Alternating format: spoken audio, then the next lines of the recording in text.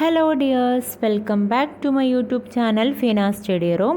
അപ്പോൾ നമ്മൾ ഇന്ന് രണ്ടാമത്തെ ദിവസത്തിലാണ് അല്ലേ, SCERT കംപ്ലീറ്റ് ചെയ്യാൻ വേണ്ടിയിട്ട് നമ്മൾ എടുത്തിരിക്കുന്ന ചലഞ്ചിൽ രണ്ടാമത്തെ ദിവസമാണ് കേട്ടോ ഇന്ന്. അപ്പോൾ നമുക്ക് ക്ലാസ്സിലേക്ക് പോകാം. അതിന് മുമ്പായിട്ട് സബ്സ്ക്രൈബ് ചെയ്യാത്ത ആരെങ്കിലും ഉണ്ടെങ്കിൽ പ്ലീസ് ഒന്ന് സബ്സ്ക്രൈബ് ചെയ്ത് സപ്പോർട്ട് ചെയ്യണേ.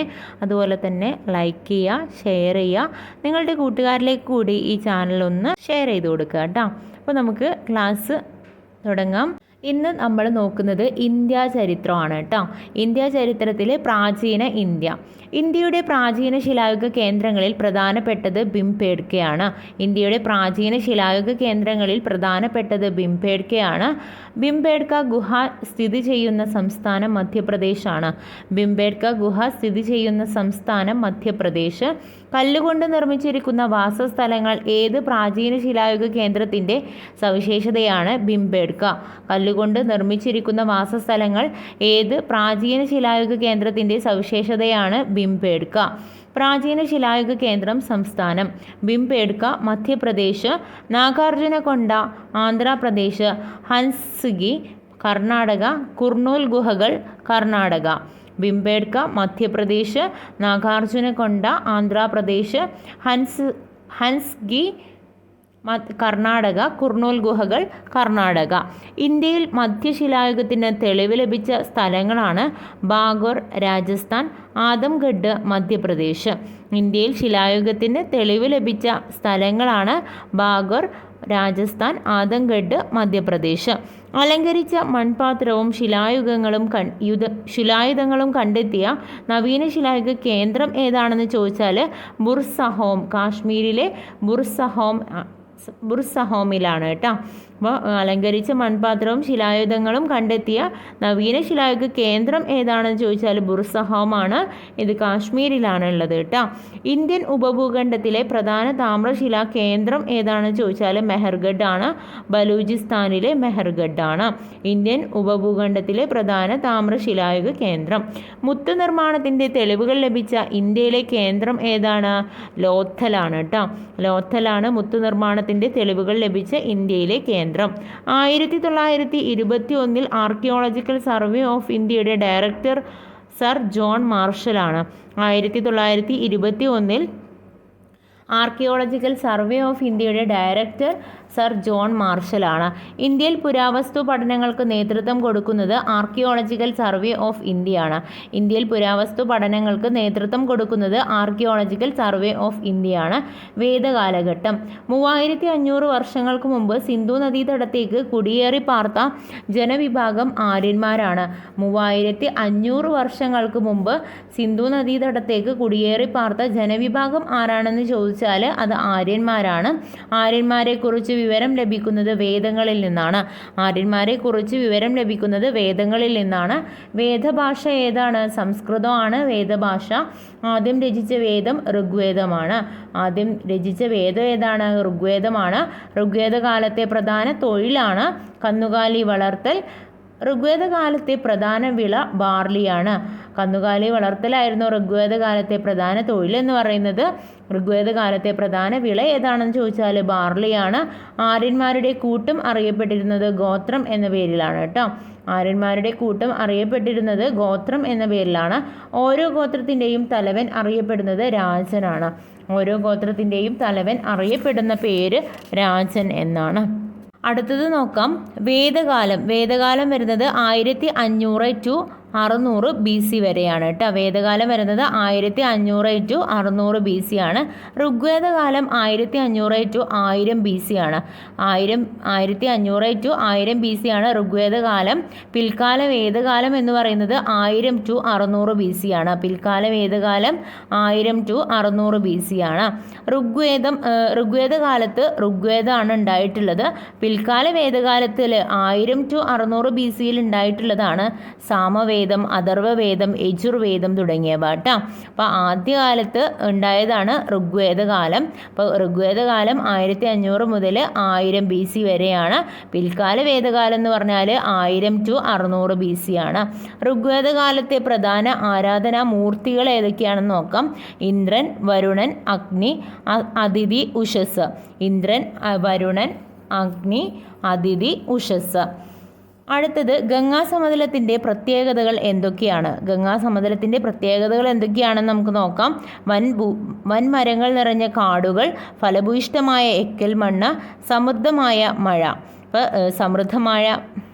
സമൃദ്ധമായ മഴ, വൻമരങ്ങൾ നിറഞ്ഞ കാടുകൾ, ഫലഭൂയിഷ്ഠമായ എക്കൽ മണ്ണ്, ഇവയൊക്കെയാണ് ഗംഗാസമതലത്തിൻ്റെ പ്രത്യേകതകളായിട്ട് വരുന്നത്. പിൽക്കാല വേദകാലത്ത് ജനങ്ങൾ ഉപയോഗിച്ച മൺപാത്രങ്ങൾ അറിയപ്പെടുന്നത് ചായം തേച്ച ചാരനിറ പാത്രങ്ങളാണ് കേട്ടോ. അപ്പോൾ പെയിൻറ്റഡ് ഗ്രേ വെയർ ആണ് പിൽക്കാല വേദകാലത്ത് ജനങ്ങൾ ഉപയോഗിച്ച മൺപാത്രങ്ങൾ അറിയപ്പെട്ടിരുന്നത്. ചാതുർവർണ്ണ്യം എന്നറിയപ്പെടുന്നത് ബ്രാഹ്മണർ, ക്ഷത്രിയർ, വൈശ്യർ, ശൂദ്രർ. ചാതുർവർണ്ണ്യം എന്നറിയപ്പെടുന്നത് ബ്രാഹ്മണർ, ക്ഷത്രിയർ, വൈശ്യർ, ശൂദ്രർ. പ്രാചീനകാലത്തെ ദക്ഷിണേന്ത്യൻ പ്രദേശങ്ങൾ അറിയപ്പെടുന്നത് തമിഴകം. പ്രാചീനകാലത്തെ ദക്ഷിണേന്ത്യൻ പ്രദേശങ്ങൾ അറിയപ്പെടുന്നത് തമിഴകം. പ്രാചീന തമിഴകത്ത് മൃതശരീരങ്ങൾ അടക്കം ചെയ്തതിൻ്റെ മുകളിൽ നാട്ടിയ കല്ലുകളാണ് മഹാശിലകൾ. മഹാശിലകളാണ് പ്രാചീന തമിഴകത്ത് മൃതശരീരത്തിന് അടക്കം ചെയ്തതിൻ്റെ മുകളിൽ നാട്ടിയ കല്ലുകൾ. പഴന്തമിഴ് പാട്ടുകൾ അറിയപ്പെടുന്നത് സംഘം കൃതികൾ എന്ന പേരിലാണ്. പഴന്തമിഴ് പാട്ടുകൾ അറിയപ്പെട്ടിരുന്നത് ഏത് പേരിലാണ്? സംഘം കൃതികൾ. മധുര കേന്ദ്രമാക്കി ഭരണം നടത്തിയിരുന്നത് പാണ്ഡ്യന്മാരാണ്. മധുര കേന്ദ്രമാക്കി ഭരണം നടത്തിയിരുന്നത് പാണ്ഡ്യന്മാരാണ്. പ്രധാന സംഘകാല കൃതികൾ ഏതൊക്കെയാണ്? പത്തുപാട്ട്, പതിറ്റുപത്ത്, അകനാനൂറ്, പുറനാനൂറ്. പ്രധാന സംഘകാല കൃതികളാണ് പത്തുപാട്ട്, പതിറ്റുപത്ത്, അകനാനൂറ്, പുറനാനൂറ്. പ്രാചീന തമിഴകം ഭരിച്ചിരുന്ന മൂവേന്ദന്മാർ ചേരന്മാർ, ചോളന്മാർ, പാണ്ഡ്യന്മാർ. ചേരന്മാരും ചോളന്മാരും പാണ്ഡ്യന്മാരുമാണ് പ്രാചീന തമിഴകം ഭരിച്ചിരുന്ന മൂവേന്ദന്മാർ. കഴിഞ്ഞ ക്ലാസ്സിൽ നമ്മൾ പറഞ്ഞിട്ടുള്ളതാണ്. തിണകൾ നോക്കാം. ഭൂമിശാസ്ത്ര സവിശേഷതകൾ. ഇത് നന്നായിട്ട് പഠിക്കണേ, കാരണം ഇമ്പോർട്ടൻ്റ് ആണ്. കുറിഞ്ചി മലകളും മലയോരങ്ങളുമാണ്. കുറിഞ്ചി ഏതാണ്? മലകളും മലയോരങ്ങളും. ഒന്നിച്ച് പറയാം. കുറിഞ്ചി മലകൾ, മലയോരങ്ങൾ. മുല്ല കാട്, പുൽമേട്. മുല്ല കാട്, പുൽമേട്. അപ്പം കാട്ടുമുല്ല എന്നൊക്കെ കേട്ടിട്ടില്ലേ? കാട്ടുമുല്ല. അത് വെച്ചിട്ട് കാട്, മുല്ല, കാട്, പുൽമേടുകളിലൊക്കെയാണല്ലോ ഈ മുല്ലപ്പൂവൊക്കെ ഉണ്ടാവുക കേട്ടോ. അപ്പോൾ അത് വെച്ചിട്ട് നോക്കാം. പാല വരണ്ട പ്രദേശമാണ് കേട്ടോ. പാല എന്ന് പറയുന്നത് വരണ്ട പ്രദേശമാണ്. മരുതം വയലാണ്. മരുതം വയലാണ്. നെയ്ത്തൽ എന്ന് പറയുന്നത് തീരപ്രദേശമാണ്. തീരപ്രദേശത്തിൽ നമ്മൾ വല നെയ്തിട്ടാണല്ലോ മീൻ പിടിക്കുന്നതൊക്കെ അല്ലേ. അപ്പോൾ നെയ്തൽ എന്ന് പറയുന്നത് തീരപ്രദേശമാണ്. ഇന്ത്യ എന്ന വിസ്മയം ആരുടെ കൃതിയാണ്? എൽ ഭാഷാമിൻ്റെ കൃതിയാണ് കേട്ടോ. ഇന്ത്യ എന്ന വിസ്മയം ആരുടെ കൃതിയാണെന്ന് ചോദിച്ചാൽ എൽ ഭാഷാമിൻ്റെ കൃതിയാണ്. സംസ്കൃതം ഏത് ഭാഷാഗോത്രത്തിൽ പെടുന്നു? ഇന്തോ യൂറോപ്യൻ ഭാഷാഗോത്രത്തിലാണ് സംസ്കൃതം പെടുന്നത്. സംസ്കൃതം ഇത് ഭാഷാഗോത്രത്തിൽ പെടുന്നു എന്ന് ചോദിച്ചാൽ ഇന്തോ യൂറോപ്യനാണ്. അടുത്തത് ഗംഗാസമതലത്തിലെ സമൂഹത്തെ നമുക്ക് നോക്കാം. അതിൽ ഒരു ഗംഗാസമതലത്തിലെ സമൂഹം നോക്കാം. ബ്രാഹ്മണർ പുരോഹിതരാണ് കേട്ടോ. ബ്രാഹ്മണർ പുരോഹിതർ. ക്ഷത്രിയർ വരുന്നത് ഭരണാധികാരികളും സേനാനികളുമാണ്. ക്ഷത്രിയരായിട്ട് വരുന്നത് ഭരണാധികാരികളും സേനാനികളുമാണ്. വൈശ്യർ വരുന്നത് കച്ചവടം, കൃഷി, കന്നുകാലി വളർത്തൽ എന്നിവ ജോലി ചെയ്യുന്നവരാണ് വൈശ്യരായിട്ട് വരുന്നത്. ശൂദ്രരാണെങ്കിൽ ദാസ്യവൃത്തിയാണ്. ശൂദ്രർ ദാസ്യവൃത്തി. സംസ്കൃതത്തിൽ രചിക്കപ്പെട്ട ആദ്യത്തെ കൃതിയാണ് ഋഗ്വേദം. സംസ്കൃതത്തിൽ രചിക്കപ്പെട്ട ആദ്യത്തെ കൃതി ഏതാണെന്ന് ചോദിച്ചാൽ ഋഗ്വേദമാണ്. സപ്തസൈനവത്തിൽ ഉൾപ്പെടുത്തിയിരിക്കുന്നത് സിന്ധുവും അതിൻ്റെ പോഷക നദികളും പ്ലസ് സരസ്വതി. സപ്തസൈനവത്തിൽ ഏതൊക്കെയാണ് ഉൾപ്പെടുത്തിയിട്ടുള്ളത്? സിന്ധുവും അതിൻ്റെ പോഷക നദികളും, അതുകൂടാതെ തന്നെ നമ്മുടെ സരസ്വതി നദിയും കൂടി ചേർന്നിട്ടാണ് കേട്ടോ സപ്തസൈനവത്തിലുള്ളത്. കന്നുകാലികൾക്കും മേച്ചിൽപ്പുറങ്ങൾക്കും വേണ്ടി ആര്യന്മാർ നടത്തിയ യുദ്ധങ്ങളാണ് ഗവിഷ്ടി എന്നറിയപ്പെടുന്നത്. കന്നുകാലികൾക്കും മേച്ചിൽപ്പുറങ്ങൾക്കും വേണ്ടി ആര്യന്മാർ നടത്തിയ യുദ്ധങ്ങൾ അറിയപ്പെടുന്ന പേരാണ് ഗവിഷ്ടി. ഗംഗാസമതലത്തിൻ്റെ ജനങ്ങൾ ഉപയോഗിച്ച ഇരുമ്പായുധങ്ങളുടെ അവശിഷ്ടങ്ങൾ ലഭിച്ച പ്രദേശങ്ങളാണ്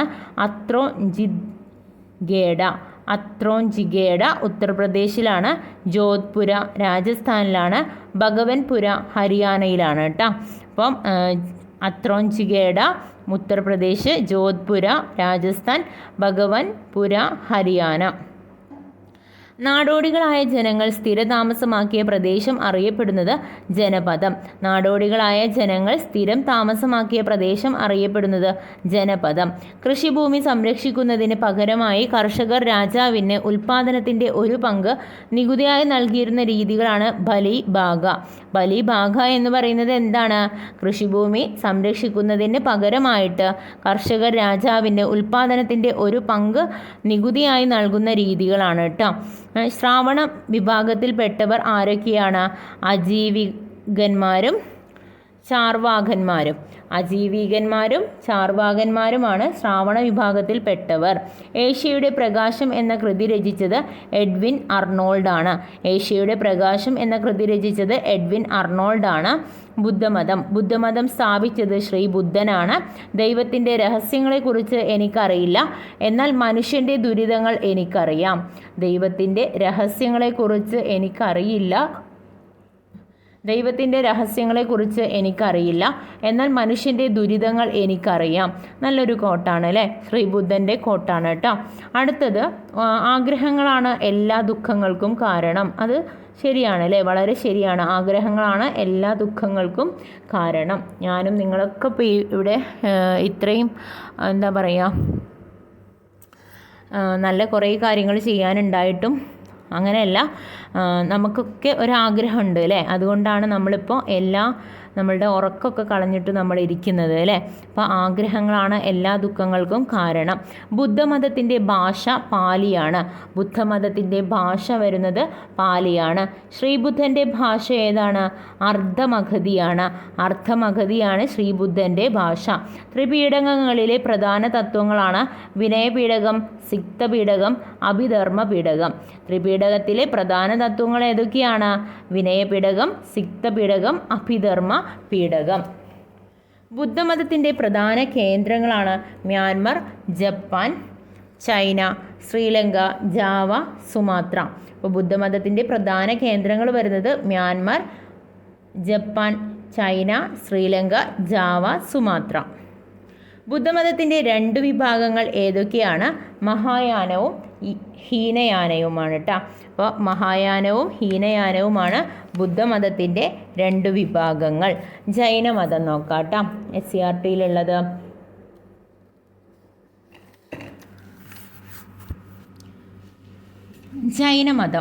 ജൈനമതം സ്ഥാപിച്ചത് മഹാവീരനാണ്. ജൈനമതത്തിൻ്റെ തീർത്ഥങ്കരന്മാരുടെ എണ്ണം വരുന്നത് 24ആണ്. ജൈനമതത്തിലെ 24ാമത്തെ തീർത്ഥങ്കരൻ മഹാവീരനാണ്. മഹാവീരൻ ഉപയോഗിച്ച ഭാഷയാണ് പ്രാകൃത്. ജൈനമതത്തിൻ്റെ 2 വിഭാഗങ്ങളാണ് ശ്വേതംബരന്മാരും ദിഗംബരന്മാരും. ജൈനമതത്തിൻ്റെ 2 വിഭാഗങ്ങൾ ഏതൊക്കെയാണ്? ശ്വേതംബരന്മാരും ദിഗംബരന്മാരും. ഗോമതേശ്വര പ്രതിമ എവിടെയാണ് സ്ഥിതി ചെയ്യുന്നത്? ശ്രാവണബൽഗോളയിലാണ് ഗോമതേശ്വര പ്രതിമ സ്ഥിതി ചെയ്യുന്നത്. അജാതശത്രുവിൻ്റെ സന്ദർശനം കൊത്തിവെച്ചിട്ടുള്ള സ്തൂപം എവിടെയാണ് സ്ഥിതി ചെയ്യുന്നത്? മധ്യപ്രദേശിലെ ബാർഹുദിലാണ് അജാതശത്രുവിൻ്റെ സന്ദർശനം കൊത്തിവെച്ചിട്ടുള്ള സ്തൂപം സ്ഥിതി ചെയ്യുന്നത്. അടുത്തതായിട്ട് മഹാജനപദങ്ങൾ നോക്കാം. പ്രാചീന ഇന്ത്യയിൽ നിലനിന്നിരുന്ന മഹാജനപദങ്ങളുടെ എണ്ണം 16ആണ്. മഹാജനപദങ്ങളിൽ മഗധയുടെ ആദ്യത്തെ തലസ്ഥാനം രാജഗൃഹമാണ്. ആദ്യകാല തലസ്ഥാനം വരുന്നത് രാജഗൃഹമാണ്. പ്രാചീന ഗ്രീസിലെ മാസിഡോണിയയിലെ ഭരണാധികാരിയായിരുന്ന അലക്സാണ്ടർ ഇന്ത്യ ആക്രമിച്ച വർഷം BC 327ആണ്. PSC ആൻസർ വരുന്നത് BC 326 കേട്ടോ. അപ്പോൾ പ്രാചീന ഗ്രീസിലെ മാസിഡോണിയയിലെ ഭരണാധികാരിയായിരുന്ന അലക്സാണ്ടർ ഇന്ത്യ ആക്രമിച്ച വർഷം ഏതാണെന്ന് PSCയുടെ ആൻസർ വരുന്നത് BC 326 ആണെങ്കിൽ ശരിയായിട്ടുള്ളത് 327ആണ്. അലക്സാണ്ടറിന് ശേഷം ഇന്ത്യയെ ആക്രമിച്ച് സിന്ധ്, പഞ്ചാബ് എന്നിവ കൈവശപ്പെടുത്തിയത് ഡാരിയസ് ഒന്നാമനാണ്. ഡാരിയസ് ഒന്നാമനാണ് അലക്സാണ്ടറിന് ശേഷം ഇന്ത്യയെ ആക്രമിച്ച് സിന്ധ്, പഞ്ചാബ് എന്നിവ കൈവശപ്പെടുത്തിയത്. ഗ്രീക്ക് നിർമ്മാണ കല ഇന്ത്യയിൽ പ്രചരിപ്പിച്ചത് മാസിഡോണിയയാണ് ഗ്രീക്ക് നിർമ്മാണ കല ഇന്ത്യയിൽ പ്രചരിപ്പിച്ചത്. മഗധ ഭരിച്ച പ്രധാന ഭരണാധികാരികൾ ആരൊക്കെയാണെന്ന് നോക്കാം. രാജവംശവും നോക്കാം. ബിംബിസാരൻ ഹര്യങ്ക വംശത്തിലുള്ളതാണ്. ബിംബിസാരൻ ഹര്യങ്ക വംശം. അജാതശത്രു ഹര്യങ്ക വംശം. ബിംബിസാരനും അജാതശത്രുവും ഹര്യങ്ക വംശമാണ്. ശിശുനാഗനും കാലശോകനും ശിശുനാഗവംശം. ശിശുനാഗനും കാലശോകനും ശിശുനാഗവംശം. മഹാപത്മാനന്ദൻ നന്ദ രാജവംശം. മഹാപത്മാനന്ദൻ നന്ദ രാജവംശം. മഹാജനപദങ്ങൾ ഏതൊക്കെയാണ്? മഗധ, അംഗം, വഞ്ചി, മല്ല, കാശി, വത്സം, കോസലം, ചേതി, പാഞ്ചാലം, അശ്മകം, അവന്തി, ശൂരസേന, കുരു, മാത്സ്യ, ഗാന്ധാരം, കമ്പോജം. മഹാജനപദങ്ങൾ ഏതൊക്കെയാണ്? മഗധ, അംഗം, വഞ്ചി, മല്ല, കോശി, വത്സം, കോസലം, ചേതി, പാഞ്ചാലം, അശ്മകം, അവന്തി, ശൂരസേന, കുരു, മാത്സ്യ, ഗാന്ധാരം, കമ്പോജം. മൗര്യവംശത്തെക്കുറിച്ച് നോക്കാം. ഇന്ത്യയുടെ ദേശീയ മുദ്രയായ അശോക സ്തംഭം എടുത്തിട്ടുള്ളത് സാരാനാഥിലെ സ്തംഭത്തിൽ നിന്നാണ് ഇന്ത്യയുടെ ദേശീയ മുദ്രയായ അശോക സ്തംഭം എടുത്തിട്ടുള്ളത്. സാരാനാഥിലെ സ്തംഭം സ്ഥാപിച്ചത് അശോക ചക്രവർത്തിയാണ്. മൗര്യ രാജവംശത്തിലെ പ്രധാന രാജാവ് അശോക ചക്രവർത്തി. ആരാണ്? അശോക ചക്രവർത്തിയാണ്.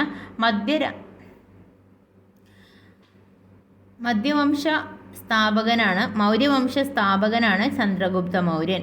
മൗര്യവംശ സ്ഥാപകൻ ആരാണെന്ന് ചോദിച്ചാലും ചന്ദ്രഗുപ്ത മൗര്യനാണ്. മൗര്യവംശത്തിലെ തലസ്ഥാനം പാടലിപുത്രമാണ്. മൗര്യവംശത്തിൻ്റെ തലസ്ഥാനം വരുന്നത് പാടലിപുത്രം. ചന്ദ്രഗുപ്ത മൗര്യൻ്റെ ഭരണ ഉപദേഷ്ടാവ് ചാണക്യൻ.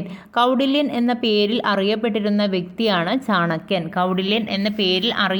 വ്യക്തി ഏതാണെന്ന് ചോദിച്ചാൽ ചാണക്യനാണ്. അർത്ഥശാസ്ത്രം രചിച്ചത് ചാണക്യനാണ്. അർത്ഥശാസ്ത്രം രചിച്ചത് ആരാണ്? ചാണക്യനാണ്. കലിംഗ യുദ്ധം നടന്ന വർഷം BC 261. കലിംഗ യുദ്ധം നടന്ന വർഷം വരുന്നത് BC 261. സാഞ്ചി സ്തൂപം സ്ഥാപിച്ച മൗര്യ ചക്രവർത്തിയാണ് അശോകൻ. ഇൻഡിക്ക ആരുടെ കൃതിയാണ്? മെഗസ്തനീസ്. ഗ്രീക്ക് ഇൻഡിക്ക ആരുടെ കൃതിയാണ്? മെഗസ്തനീസ്. ചന്ദ്രഗുപ്ത മൗര്യൻ അധികാരത്തിൽ വന്ന വർഷം BC 321. ചാണക്യൻ, വിഷ്ണുഗുപ്തൻ എന്നീ പേരുകളിൽ അറിയപ്പെടുന്ന ചന്ദ്രഗുപ്തൻ്റെ പ്രധാനമന്ത്രി കൗടില്യനാണ്. പ്രധാനമന്ത്രി കൗടില്യനാണ്. കൗടില്യൻ്റെ അർത്ഥശാസ്ത്രം ഏത് ഭാഷയിലാണ് രചിച്ചിരിക്കുന്നത്? സംസ്കൃതം. ഒരു രാഷ്ട്രത്തിന് അനിവാര്യമായ 7 ഘടകങ്ങൾ അറിയപ്പെടുന്നത്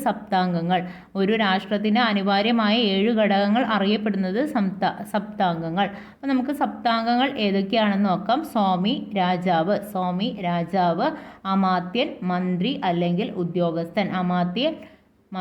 അല്ലെങ്കിൽ ഉദ്യോഗസ്ഥൻ, കോസ ഖജനാവ് അല്ലെങ്കിൽ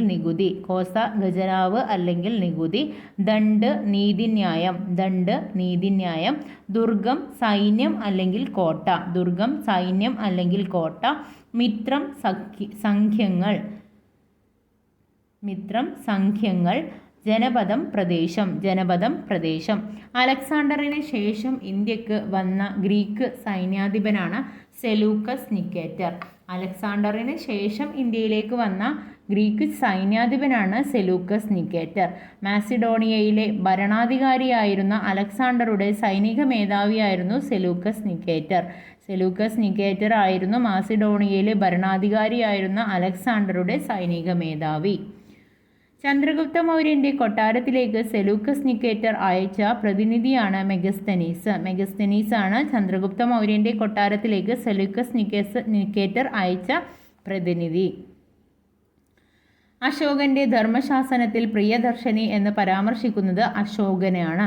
അശോകന്റെ ധർമ്മശാസനത്തിൽ പ്രിയദർശിനി എന്ന് പരാമർശിക്കുന്നത് അശോകൻ. സംസ്കൃത ഭാഷയിലെ ധർമ്മം എന്ന വാക്കിൻ്റെ പ്രാകൃത ഭാഷയിലെ രൂപം ധമ്മ എന്നാണ്. സംസ്കൃത ഭാഷയിലെ ധർമ്മം എന്ന വാക്കിൻ്റെ പ്രാകൃത ഭാഷയിലെ രൂപം ധമ്മ എന്നാണ്. അശോകന്റെ ശാസനങ്ങളിലെ ലിപി ബ്രഹ്മി ലിപിയാണ്. അശോകന്റെ ശാസനങ്ങളിലെ ലിപി ബ്രഹ്മി ലിപി. ബ്രഹ്മി ലിപിയിൽ എഴുതപ്പെട്ട അശോകന്റെ ശാസനം കണ്ടെത്തുകയും വായിക്കുകയും ചെയ്ത ഭാഷാ പണ്ഡിതനാണ് James Prinsep. James Prinsep brahmi ലിപിയിൽ എഴുതപ്പെട്ട അശോകന്റെ ശാസനം കണ്ടെത്തുകയും വായിക്കുകയും ചെയ്ത പണ്ഡിതനാണ്. 1837 തൊമ്പാര സ്തംഭശാസം. തൊമ്പാര സ്തംഭശാസം എവിടെ സ്ഥിതി ചെയ്യുന്നു? ഡൽഹിയിലാണ് കേട്ടോ. തൊമ്പാര സ്തംഭശാസം സ്ഥിതി ചെയ്യുന്നത് ഡൽഹിയിലാണ്. നികുതി ചുമത്തിയ മേഖല. നികുതി ബാഘ, ബലി, ഉദകഭാഗ, ശുൽക്ക എന്നിങ്ങനെ അറിയപ്പെടുന്നുണ്ട്. ബാഘ എന്ന നികുതി ഭൂനികുതിയാണ്. ബാഘ എന്ന നികുതി ഭൂനികുതിയാണ്. ബലി പഴങ്ങൾക്കും പൂന്തോട്ടങ്ങൾക്കും മേലുള്ള നികുതിയാണ്. ബലി പഴങ്ങൾക്കും പൂന്തോട്ടങ്ങൾക്കും മേലുള്ള നികുതിയാണ്. ഉദകഭാഗ എന്ന് പറയുന്നത് ജലനികുതിയാണ്. ഉദകഭാഗ ജലനികുതിയാണ്.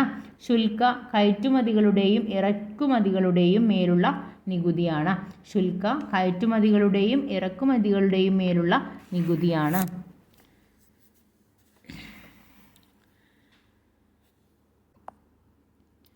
ഗുപ്ത സാമ്രാജ്യം.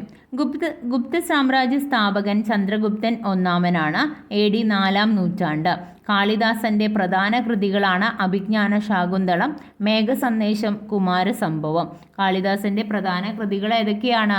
അഭിജ്ഞാന ശാകുന്തളം, മേഘസന്ദേശം, കുമാരസംഭവം. ചന്ദ്രഗുപ്തൻ രണ്ടാമന്റെ കൊട്ടാരത്തിൽ ജീവിച്ചിരുന്ന 9 പണ്ഡിതന്മാർ അറിയപ്പെട്ടിരുന്നത് നവരത്നങ്ങൾ. ചന്ദ്രഗുപ്തൻ രണ്ടാമന്റെ കൊട്ടാരത്തിൽ ജീവിച്ചിരുന്ന 9 പണ്ഡിതന്മാർ അറിയപ്പെട്ടിരുന്നത് നവരത്നങ്ങൾ.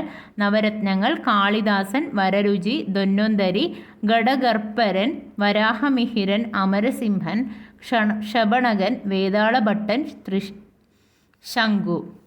കാളിദാസൻ, വരരുചി, ധന്വന്തരി, ഘടകർപ്പരൻ, വരാഹമിഹിരൻ, അമരസിംഹൻ, ക്ഷപണകൻ, വേതാളഭട്ടൻ, ശങ്കു. ഇരുമ്പുതൂൺ സ്ഥിതി ചെയ്യുന്നത് എവിടെയാണ്? മെഹ്റൗളിയാണ്. മെഹ്റൗളി ഡൽഹിയിലാണ് ഇരുമ്പുതൂൺ സ്ഥിതി ചെയ്യുന്നത്. ഇരുമ്പുതൂൺ പണി കഴിപ്പിച്ചത് ചന്ദ്രഗുപ്തൻ രണ്ടാമനാണ്. ചന്ദ്രഗുപ്തൻ രണ്ടാമനാണ് ഇരുമ്പുതൂൺ പണി കഴിപ്പിച്ചത്. വ്യക്തികൾ, മേഖലകൾ. ആര്യഭട്ടൻ ജ്യോതിശാസ്ത്രം. ആര്യഭട്ടൻ ജ്യോതിശാസ്ത്രം. കാളിദാസൻ കവിയാണ്. കാളിദാസൻ കവി. വരാഹമിഹിരൻ ജ്യോതിശാസ്ത്രം. വരാഹമിഹിരൻ ജ്യോതിശാസ്ത്രം. ഭാസ്കരാചാര്യൻ ഗണിതശാസ്ത്രം. ഭാസ്കരാചാര്യൻ ഗണിതശാസ്ത്രം. ബ്രഹ്മഗുപ്തൻ ജ്യോതിശാസ്ത്രം. ബ്രഹ്മഗുപ്തൻ ജ്യോതിശാസ്ത്രം. ഗുപ്തകാലത്ത് സ്ഥാപിച്ച പുരാതനേന്ത്യയിലെ പ്രസിദ്ധമായ വിദ്യാഭ്യാസ കേന്ദ്രമാണ് നളന്ദ സർവകലാശാല. ഗുപ്തകാലത്ത് സ്ഥാപിച്ച പുരാതനേന്ത്യയിലെ പ്രസിദ്ധമായ വിദ്യാഭ്യാസ കേന്ദ്രം ഏതാണെന്ന് ചോദിച്ചാൽ നളന്ദ സർവകലാശാലയാണ്. ശക്തനായ ആദ്യ ഗുപ്ത ഭരണാധികാരിയാണ് ചന്ദ്രഗുപ്തൻ. ശക്തനായ ആദ്യ ഗുപ്ത ഭരണാധികാരി ആരാണെന്ന് ചോദിച്ചാൽ ചന്ദ്രഗുപ്തനാണ്. ഗുപ്തവർഷം AD 320 ആണ്. AD 320 ഗുപ്തവർഷം. സമുദ്രഗുപ്തന്റെ കൊട്ടാരത്തിൽ ജീവിച്ചിരുന്ന പ്രശസ്ത കവിയാണ് ഹരിസേനൻ. ഹരിസേനനാണ് സമുദ്രഗുപ്തന്റെ കൊട്ടാരത്തിൽ ജീവിച്ചിരുന്ന പ്രശസ്ത കവി. അലഹബാദ് പ്രശസ്തി ആരുമായി ബന്ധപ്പെട്ടിരിക്കുന്നു? സമുദ്രഗുപ്തൻ. സമുദ്രഗുപ്തനുമായിട്ടാണ് അലഹബാദ് പ്രശസ്തി ബന്ധപ്പെട്ടിരിക്കുന്നത്. രാജാക്കന്മാരുടെ യുദ്ധവിജയങ്ങളുടെയും ഭരണ നേട്ടങ്ങളുടെയും പ്രകീർത്തിച്ചുകൊണ്ട് രാജസദസ്സിലെ കവികൾ തയ്യാറാക്കുന്ന ലിഖിതങ്ങളാണ് പ്രശസ്തികൾ. പ്രശസ്തികളാണ് രാജാക്കന്മാരുടെ യുദ്ധവിജയങ്ങളുടെയും ഭരണ നേട്ടങ്ങളെയും പ്രകീർത്തിച്ചുകൊണ്ട് രാജസദസ്സിലെ കവികൾ തയ്യാറാക്കുന്ന ലിഖിതങ്ങളാണ് പ്രശസ്തികൾ. ഗുപ്ത സാമ്രാജ്യത്തിൻ്റെ തലസ്ഥാനം പാടലീപുത്രത്തിൽ നിന്നും ഉജ്ജയിനിലേക്ക് മാറ്റിയത് ചന്ദ്രഗുപ്തൻ രണ്ടാമനാണ്. ഗുപ്ത സാമ്രാജ്യത്തിൻ്റെ തലസ്ഥാനം പാടലീപുത്രത്തിൽ നിന്നും ഉജ്ജയിനിയിലേക്ക് മാറ്റിയത് ചന്ദ്രഗുപ്തൻ രണ്ടാമൻ. ചന്ദ്രഗുപ്തൻ രണ്ടാമൻ്റെ കാലത്ത് ഇന്ത്യ സന്ദർശിച്ച ചൈനീസ് സഞ്ചാരിയാണ് ഫാഹിയാൻ. ഫാഹിയാനാണ് ചന്ദ്രഗുപ്തൻ രണ്ടാമൻ്റെ കാലത്ത് ഇന്ത്യ സന്ദർശിച്ച ചൈനീസ് സഞ്ചാരി. ശകാരി എന്ന പേരിൽ അറിയപ്പെട്ടിരുന്നത് ചന്ദ്രഗുപ്തൻ രണ്ടാമൻ രണ്ടാമനാണ് വിക്രമാദിത്യൻ. ശകാരി എന്ന പേരിൽ അറിയപ്പെട്ടിരുന്നത് ചന്ദ്രഗുപ്തൻ രണ്ടാമനാണ്. ദേവരാജൻ, ദേവഗുപ്തൻ എന്നീ പേരിൽ അറിയപ്പെട്ടിരുന്നത് ചന്ദ്രഗുപ്തൻ രണ്ടാമനാണ്. ദേവരാജൻ, ദേവഗുപ്തൻ എന്നീ പേരുകളിൽ അറിയപ്പെട്ടിരുന്നത് ചന്ദ്രഗുപ്തൻ രണ്ടാമനാണ്. അടുത്തതായിട്ട് നമുക്ക് കുഷാന വംശം നോക്കാം. കുഷാന വംശത്തിലെ പ്രശസ്തനായ ഭരണാധികാരിയായിരുന്നു കനിഷ്കൻ. കുഷാന വംശത്തിലെ പ്രശസ്തരായ ഭരണാധികാരി കനിഷ്കനാണ്. AD 78 ശകവർഷം ആരംഭിച്ചത്. കനിഷ്കൻ AD 78 ശകവർഷം ആരംഭിച്ചു. ഇന്ത്യയുടെ ഔദ്യോഗിക കലണ്ടറായി അംഗീകരിച്ചത് ശകവർഷ കലണ്ടറാണ്. ഇന്ത്യയുടെ ഔദ്യോഗിക കലണ്ടറായി അംഗീകരിച്ചത് ശകവർഷ കലണ്ടർ. ഇന്ത്യയിലെ ആദ്യത്തെ സ്വർണ്ണ നാണയങ്ങൾ പുറത്തിറക്കിയ രാജവംശമാണ് കുഷാനന്മാർ. ഇന്ത്യയിലെ ആദ്യത്തെ സ്വർണ്ണ നാണയങ്ങൾ പുറത്തിറക്കിയ രാജവംശം കുഷാനന്മാരാണ്. ഗ്രീക്കുകാരുടെയും റോമാക്കാരുടെയും ശില്പവിദ്യയും ഇന്ത്യയിൽ നിലനിന്നിരുന്ന ശില്പവിദ്യയും ചേർന്ന് രൂപപ്പെട്ട പുതിയ ശൈലിയാണ് ഗാന്ധാര ശില്പകല. ഗാന്ധാര ശില്പകലയാണ് ഗ്രീക്കുകാരുടെയും റോമാക്കാരുടെയും ശില്പവിദ്യയും ഇന്ത്യയിൽ നിലനിന്നിരുന്ന ശില്പവിദ്യയും ചേർത്ത് രൂപപ്പെട്ട പുതിയ ശൈലി. കനിഷ്കൻ തൻ്റെ രാജ്യത്തിൻ്റെ ഔദ്യോഗിക മതമായി പ്രഖ്യാപിച്ചത് മഹായാന ബുദ്ധമതമാണ്.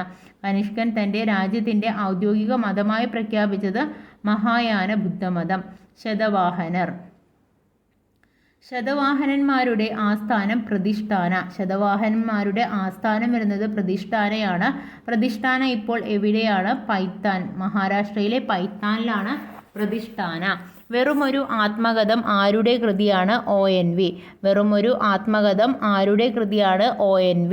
വർധന സാമ്രാജ്യം. വർധന സാമ്രാജ്യത്തിലെ പ്രശസ്തനായ ഭരണാധികാരിയാണ് ഹർഷവർദ്ധനൻ. വർധന സാമ്രാജ്യത്തിലെ പ്രശസ്തനായ ഭരണാധികാരി ആരാണെന്ന് ചോദിച്ചാൽ ഹർഷവർദ്ധനനാണ്. ഹർഷവർദ്ധനൻ്റെ പ്രധാന നാടകങ്ങളാണ് രത്നാവലി, പ്രിയദർശിക, നാഗാനന്ദം. രത്നാവലി, പ്രിയദർശിക, നാഗാനന്ദം എന്നിവയാണ് ഹർഷവർദ്ധനൻ്റെ പ്രധാന നാടകങ്ങൾ. ഹർഷചരിതം രചിച്ചത് ബാണഭട്ടനാണ്. ബാണഭട്ടനാണ് ഹർഷചരിതം രചിച്ചിട്ടുള്ളത്. ഹർഷവർദ്ധനൻ്റെ കാലത്ത് ഇന്ത്യ സന്ദർശിച്ച ചൈനീസ് സഞ്ചാരിയാണ് ഹുയാങ്സാങ്. ഹർഷവർദ്ധനൻ്റെ കാലത്ത് ഇന്ത്യ സഞ്ചരിച്ച ചൈനീസ് സഞ്ചാരിയാണ് ഹുയാങ്സാങ്. അപ്പോൾ ചന്ദ്രഗുപ്തൻ രണ്ടാമൻ്റെ കാലത്ത് ഇന്ത്യ സന്ദർശിച്ച ചൈനീസ് സഞ്ചാരി ആരാണെന്നുള്ളൊരു ക്വസ്റ്റ്യൻ മുന്നേ പഠിച്ചിട്ടുണ്ടായിരുന്നു. ആ ക്വസ്റ്റ്യൻ്റെ ആൻസർ ഓർമ്മയുണ്ടെങ്കിൽ നിങ്ങളൊന്ന് കമൻറ്റ് ചെയ്യുക കേട്ടോ. അടുത്തത് രചയിതാക്കളും കൃതികളുമാണ്. കാളിദാസൻ അഭിജ്ഞാന ശാകുന്തളം, വിക്രമോർവശീയം, മാളവികാഗ്നിമിത്രം, കുമാരസംഭവം ഇത്രയുമാണ് കാളിദാസൻ്റെ കൃതികളിൽ വരുന്നത് കേട്ടോ. ശൂദ്രകന് മൃച്ഛഘടികം. വിശാഖദത്തൻ മുദ്രരാക്ഷസവും ദേവി ചന്ദ്രഗുപ്തവുമാണ് കേട്ടോ. വിശാഖദത്തൻ്റെയാണ് മുദ്രരാക്ഷസവും ദേവി ചന്ദ്രഗുപ്തവും. വരാഹമിഹിരൻ പഞ്ചസിദ്ധാന്തിക, ലഘുജാതകം, ബൃഹത് ജാതകം. പഞ്ചസിദ്ധാന്തിക, ലഘുജാതകം, ബൃഹത് ജാതകം വരാഹമിഹിരൻ്റെയാണ്. ആര്യഭട്ടൻ ആര്യഭട്ടീയം. അമരസിംഹൻ അമരഘോഷം. അടുത്തതായിട്ട് മധ്യകാല ഇന്ത്യ നോക്കാം. ഇന്ത്യ ചരിത്രത്തിൻ്റെ മധ്യകാലഘട്ടം എന്നറിയപ്പെടുന്നത് CE 8 മുതൽ CE 18 വരെയാണ്. ഇന്ത്യ ചരിത്രത്തിൽ മധ്യകാലഘട്ടം എന്നറിയപ്പെടുന്നത് CE 8 മുതൽ CE 18 വരെയാണ്. യമുന നദിയുടെ ഉത്ഭവം യമുനോത്രി. യമുന നദിയുടെ ഉത്ഭവം എവിടെ നിന്നാണ്? യമുനോത്രിയിൽ നിന്നാണ് അല്ലേ. ഗംഗയുടെ ഏറ്റവും വലിയ പോഷക നദി ഏതാണ്? യമുനയാണ്. ഗംഗയുടെ ഏറ്റവും വലിയ പോഷക നദി ഏതാണെന്ന് ചോദിച്ചാൽ യമുനയാണ്. ഡൽഹിയിലെ പ്രധാന സ്മാരകങ്ങളാണ് കുത്തബ് മിനാർ, മെഹ്റൂളിലെ ഇരുമ്പ് സ്തംഭം, ജുമാ മസ്ജിദ്, ചെങ്കോട്ട, ഇന്ത്യ ഗേറ്റ്. കുത്തബ് മിനാർ, മെഹ്റൂളിലെ ഇരുമ്പ് സ്തംഭം, ജുമാ മസ്ജിദ്, ചെങ്കോട്ട, ഇന്ത്യ ഗേറ്റ് എന്നിവയാണ് ഡൽഹിയിലെ പ്രധാന സ്മാരകങ്ങൾ. ഡൽഹി ഏത് നദിയുടെ തീരത്താണ്? യമുന. ഡൽഹി ഏത് നദിയുടെ തീരത്താണ്? യമുന. ഡൽഹി സ്ഥിതി ചെയ്യുന്നത് സിന്ധു ഗംഗ സമതലത്തിലാണ്. ഡൽഹി സ്ഥിതി ചെയ്യുന്നത് സിന്ധു ഗംഗ സമതലത്തിലാണ്. ആരുടെ കാലത്താണ് ഡൽഹി അധികാര കേന്ദ്രമാകുന്നത്? തൊമര രാജാക്കന്മാരുടെ കാലത്താണ്. ആരുടെ കാലത്താണ് ഡൽഹി അധികാര കേന്ദ്രമാകുന്നത്? തൊമര രാജാക്കന്മാർ. തൊമര രാജാക്കന്മാരുടെ കാലത്ത് ഡൽഹി അറിയപ്പെട്ടിരുന്നത് ദില്ലിക എന്ന പേരിലാണ് കേട്ടോ. തൊമര രാജാക്കന്മാരുടെ കാലത്ത് ഡൽഹി അറിയപ്പെട്ടിരുന്നത് ദില്ലിക എന്ന പേരിലാണ്. തൊമര രാജാക്കന്മാരെ തുടർന്ന് അധികാരത്തിലെത്തിയത് ചൗഹാൻ വംശമാണ്. തൊമര രാജാക്കന്മാരെ തുടർന്ന് അധികാരത്തിലെത്തിയത് ചൗഹാൻ വംശമാണ്. ചൗഹാൻ വംശത്തിലെ അവസാന ഭരണാധികാരി പൃഥ്വിരാജ് ചൗഹാനാണ്. ചൗഹാൻ രാജവംശത്തിലെ അവസാന ഭരണാധികാരി പൃഥ്വിരാജ് ചൗഹാനാണ്. പൃഥ്വിരാജ് ചൗഹാനെ കീഴടക്കി ആധിപത്യം സ്ഥാപിച്ച ഭരണാധികാരിയാണ് മുഹമ്മദ് ഗോറി. പൃഥ്വിരാജ് ചൗഹാനെ കീഴടക്കി ആധിപത്യം സ്ഥാപിച്ച ഭരണാധികാരി ഏതാണെന്ന് ചോദിച്ചാൽ മുഹമ്മദ് ഗോറിയാണ്. ഡൽഹി സുൽത്താനേറ്റ് 1206 മുതൽ 1526 വരെയാണ് കേട്ടോ. മുഹമ്മദ് ഗോറിയുടെ സേനാനായകനായിരുന്നു കുത്തബുദ്ദീൻ ഐബക്ക്. മുഹമ്മദ് ഗോറിയുടെ സേനാനായകൻ ആരാണ്? കുത്തബുദ്ദീൻ ഐബക്ക് ആണ്. ഡൽഹി കേന്ദ്രമാക്കി കുത്തബുദ്ദീൻ ഐബക്ക് ഭരണം ആരംഭിച്ച രാജവംശം അടിമവംശം 1206 ഡൽഹി കേന്ദ്രമാക്കി കുത്തബുദ്ദീൻ ഐബക്ക് ഭരണം ആരംഭിച്ച വർഷം ഏതാണ്? വർഷം 1206 രാജവംശം വരുന്നത് അടിമവംശമാണ്. മാംലൂക്ക് വംശം എന്നറിയപ്പെടുന്നത് അടിമവംശത്തെ തന്നെയാണ്. സുൽത്താനേറ്റ് ഭരണകാലത്ത് ഇന്ത്യയിൽ രൂപപ്പെട്ട വാസ്തുവിദ്യാ ശൈലിയാണ് ഇൻഡോ ഇസ്ലാമിക് ശൈലി. ഇൻഡോ ഇസ്ലാമിക് ശൈലിയാണ് സുൽത്താനേറ്റ് ഭരണകാലത്ത് ഇന്ത്യയിൽ രൂപപ്പെട്ട വാസ്തുവിദ്യാ ശൈലി. ഇൻഡോ ഇസ്ലാമിക് ശൈലിയിൽ പണിതീർത്ത ആദ്യ നിർമ്മിതിയാണ് കുത്തബ് മിനാർ. ഇൻഡോ ഇസ്ലാമിക് ശൈലിയിൽ പണിതീർത്ത ആദ്യ നിർമ്മിതിയാണ് കുത്തബ് മിനാർ. കുത്തബ് മിനാറിൻ്റെ പണി ആരംഭിച്ചത് കുത്തബുദ്ദീൻ ഐബക്കാണ്. കുത്തബ് മിനാറിൻ്റെ പണി ആരംഭിച്ചത് കുത്തബുദ്ദീൻ ഐബക്കാണ്. കുത്തബ് മിനാറിൻ്റെ പണി പൂർത്തിയാക്കിയത് ഇൽത്തുമിഷാണ്. കുത്തബ് മിനാറിൻ്റെ പണി പൂർത്തിയാക്കിയത് ഇൽത്തുമിഷാണ്. കുത്തബ് മിനാർ പണി കഴിപ്പിച്ചത് ആരുടെ ഓർമ്മയ്ക്കായിട്ടാണ്? ബക്തിയാർ കാക്കിയുടെ ഓർമ്മയ്ക്കായിട്ടാണ് കുത്തബ് മിനാർ പണി കഴിപ്പിച്ചത്. കുത്തബ് മിനാറിൻ്റെ കവാടം അലൈ ദർവാസ. കുത്തബ് മിനാറിൻ്റെ കവാടം അലൈ ദർവാസ. അലൈ ദർവാസ പണി കഴിപ്പിച്ചത് അലാവുദ്ദീൻ ഖിൽജിയാണ്. അലൈ ദർവാസ പണി കഴിപ്പിച്ചത് അലാവുദ്ദീൻ ഖിൽജി. അടിമവംശത്തിലെ പ്രമുഖനായിരുന്ന ബാൽബൻ രാജാധികാരത്തെ പരാമർശിക്കുന്ന പുസ്തകമാണ് താരിഖ് ഇ ഫിറോസ്ഷാഹി. താരിഖ് ഇ ഫിറോസ്ഷാഹി ആണ് അടിമവംശത്തിലെ പ്രമുഖനായിരുന്ന ബാൽബൻ്റെ രാജാധികാരത്തെ പരാമർശിക്കുന്ന പുസ്തകം. ഇൻഡോ ഇസ്ലാമിക് ശൈലിയിൽ നിർമ്മിച്ച പ്രധാന നിർമ്മിതികളൊന്ന് നോക്കാം. ഹുമയൂണിൻ്റെ ശവകുടീരം, താജ്മഹൽ, ചെങ്കോട്ട, ജുമാ മസ്ജിദ്, ഗോൽ ഗുംബസ്, ചാർമിനാർ. ഇൻഡോ ഇസ്ലാമിക് ശൈലിയിൽ നിർമ്മിച്ച പ്രധാന നിർമ്മിതികളാണ് ഹുമയൂണിൻ്റെ ശവകുടീരം, താജ്മഹൽ, ചെങ്കോട്ട, ജുമാ മസ്ജിദ്, ഗോൽ ഗുംബസ്, ചാർമിനാർ. താരിഖ് ഇ ഫിറോസ്ഷാഹി എന്ന പുസ്തകം രചിച്ചത് സിയാവുദ്ദീൻ ബറാനിയാണ്. സിയാവുദ്ദീൻ ബറാനിയാണ് താരിഖ് ഇ ഫിറോസ്ഷാഹി എന്ന പുസ്തകം രചിച്ചത്. സുൽത്താനേറ്റ് കാലഘട്ടത്തിൽ നിർമ്മിക്കപ്പെട്ട കോട്ടയാണ് ദൗലത്താബാദ് കോട്ട. ദൗലത്താബാദ് കോട്ടയാണ് സുൽത്താനേറ്റ് കാലഘട്ടത്തിൽ നിർമ്മിക്കപ്പെട്ട കോട്ട. രാജ്യത്തെ പല ഭാഗങ്ങളിലായി വിഭജിച്ച് സൈനിക മേധാവികളായ പ്രഭുക്കന്മാരെ ഏൽപ്പിച്ച പ്രദേശങ്ങൾ അറിയപ്പെടുന്നത് ഇഖ്തയാണ്. രാജ്യത്തെ പല ഭാഗങ്ങളായിട്ട് വിഭജിക്കുകയും സൈനിക മേധാവികളായ പ്രഭുക്കന്മാരെ ഏൽപ്പിക്കുകയും ചെയ്ത പ്രദേശങ്ങൾ അറിയപ്പെടുന്ന പേരാണ് ഇഖ്ത. പ്രദേശങ്ങൾ കൈവശം വെച്ചിരുന്നവർ അറിയപ്പെട്ടിരുന്നത് ഇഖ്തദാറും മുക്തി വാലി. ഇഖ്തദാർ, മുക്തി വാലി എന്നിങ്ങനെയാണ് പ്രദേശങ്ങൾ കൈവശം വെച്ചിരുന്നവർ അറിയപ്പെട്ടിരുന്നത്. അർദ് കഥാനാഖ് എന്ന കൃതി എഴുതിയത് ബനാറസിദാസാണ്. ബനാറസിദാസാണ് അർദ് കഥാനാഖ് എന്ന കൃതി എഴുതിയത്. അക്ബർനാമ ആരുടെ കൃതിയാണ്? അബുൽ ഫസൽ. അബുൽ ഫസലിൻ്റെ കൃതിയാണ് അക്ബർനാമ. സുൽത്താനേറ്റ് കാലത്തെ പ്രാദേശിക ഭരണവിഭാഗങ്ങളും ചുമതല വഹിച്ച ഉദ്യോഗസ്ഥരും: പ്രവിശ്യം മുക്തി അഥവാ വാലി, ഷിക്ക് ഷിക്ദാർ, പർഗാന അമിൽ, ഗ്രാമം മുക്കദം. അപ്പോൾ പ്രവിശ്യ മുക്തി, ഷിക്ക് ഷിക്ദാർ, പർഗാന അമിൽ, ഗ്രാമം മുക്കദം.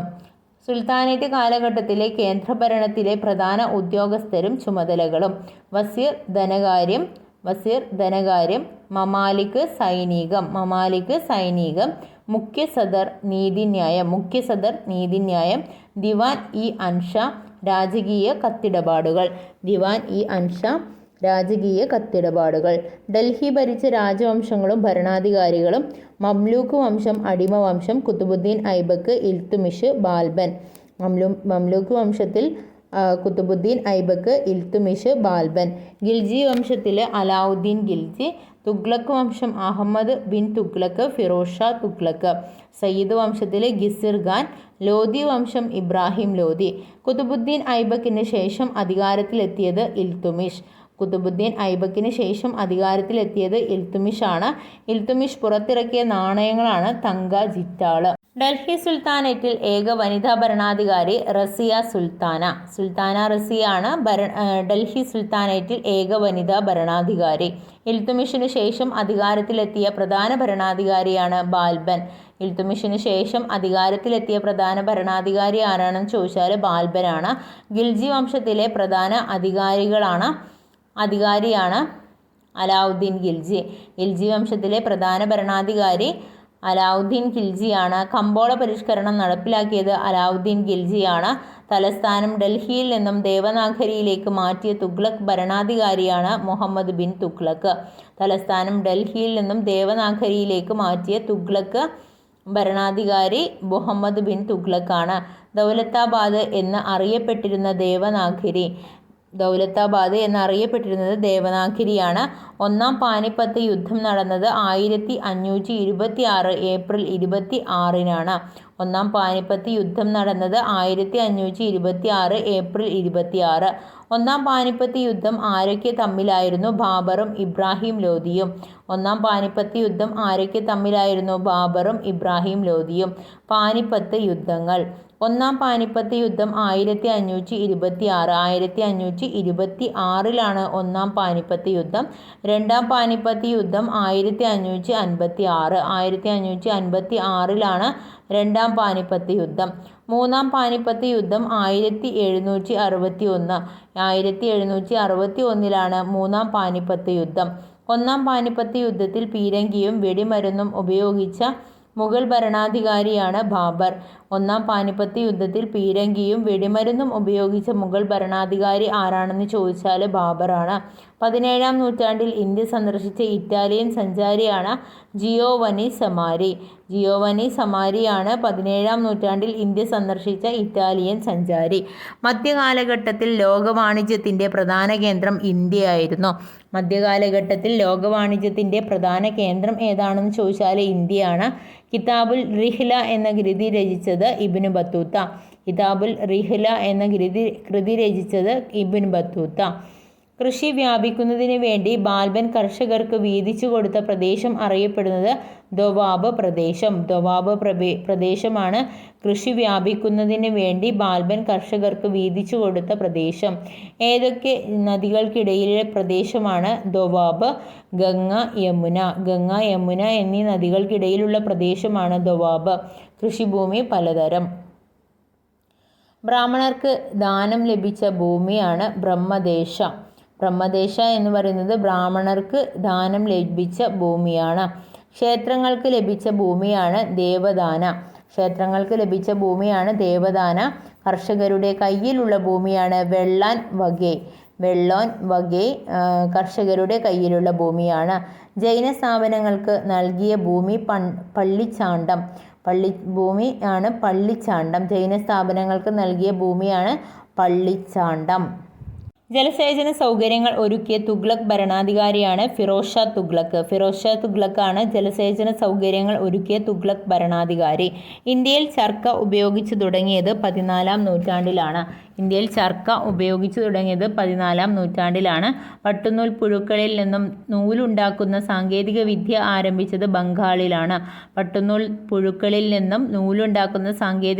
ആരംഭിച്ചത് ബംഗാളിലാണ്. ചർക്കയെക്കുറിച്ച് ആദ്യമായി പരാമർശിച്ച കൃതിയാണ്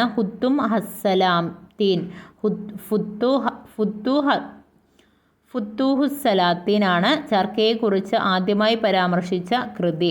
ഫുത്തൂഹുസ്സലാത്തീൻ രചിച്ചത് ഇസാമിയാണ് 1350.